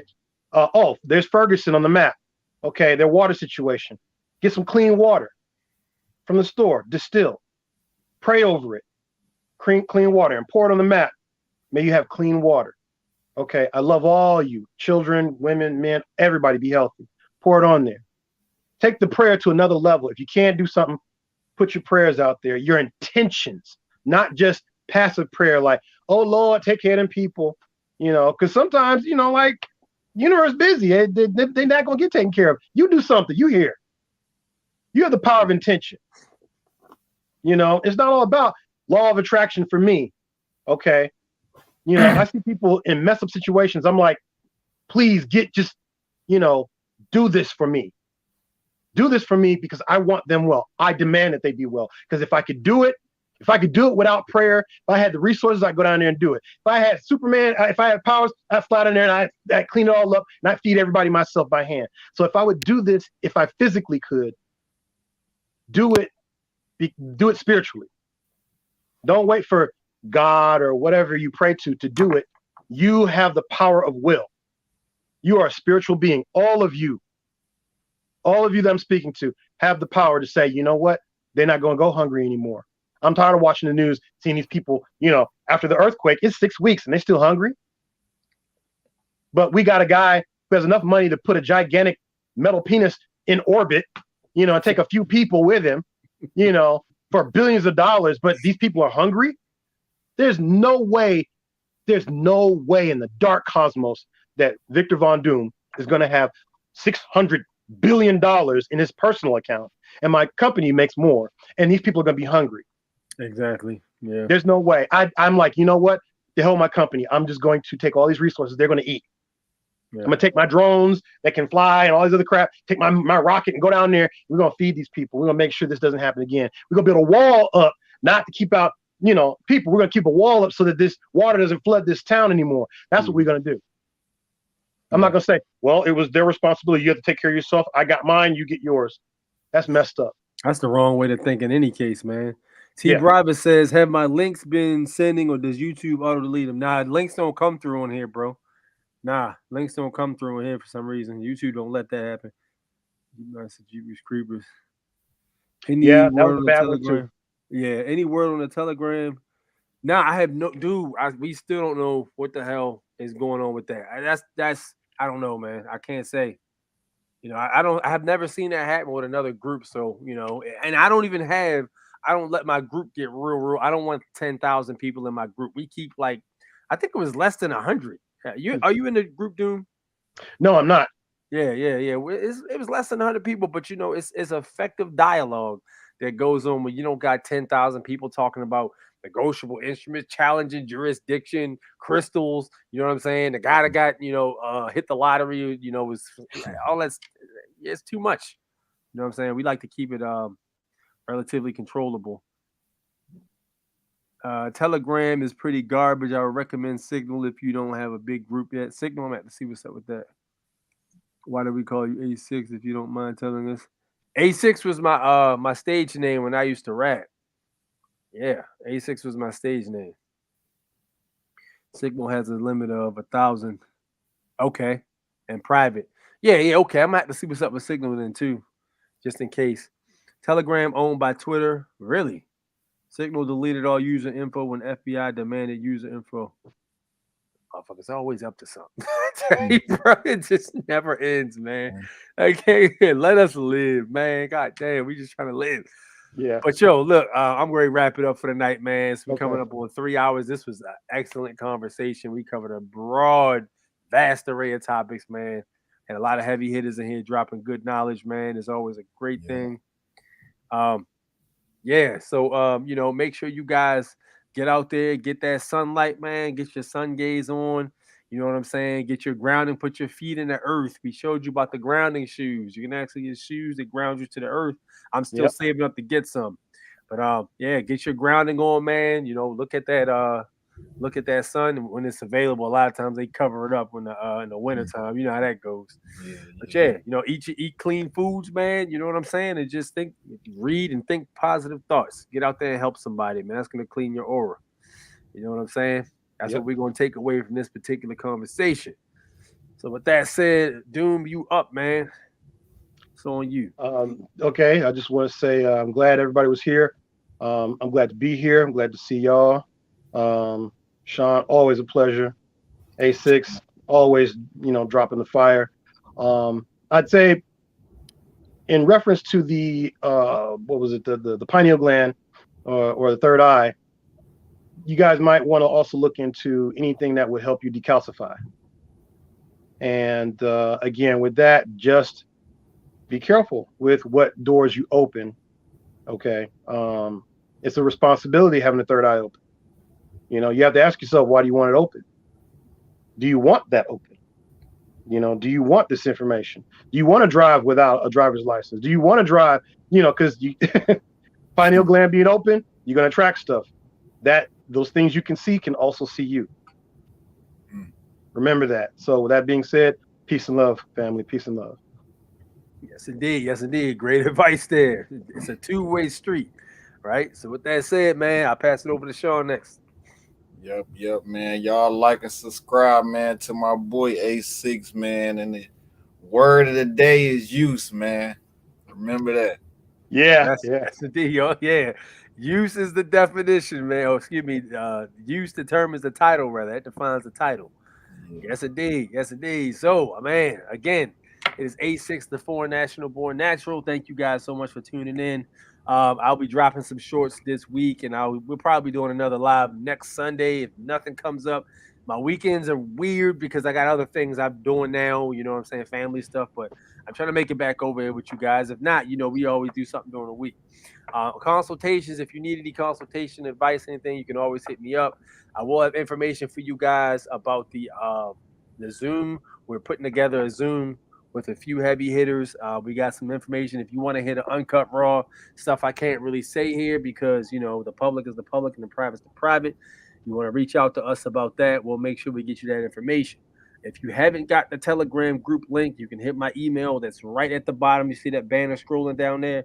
Hit that email, and I'll be glad to send it to you guys so you can join. If you were kicked out of the group, same thing. Send me that email, and I'll be glad to send you that so you can join back in. I did not delete anybody, kick anybody out of the group. I have no idea how that happened. So with that said, it is A6, the Foreign National Born Natural. Thank you so much for tuning in.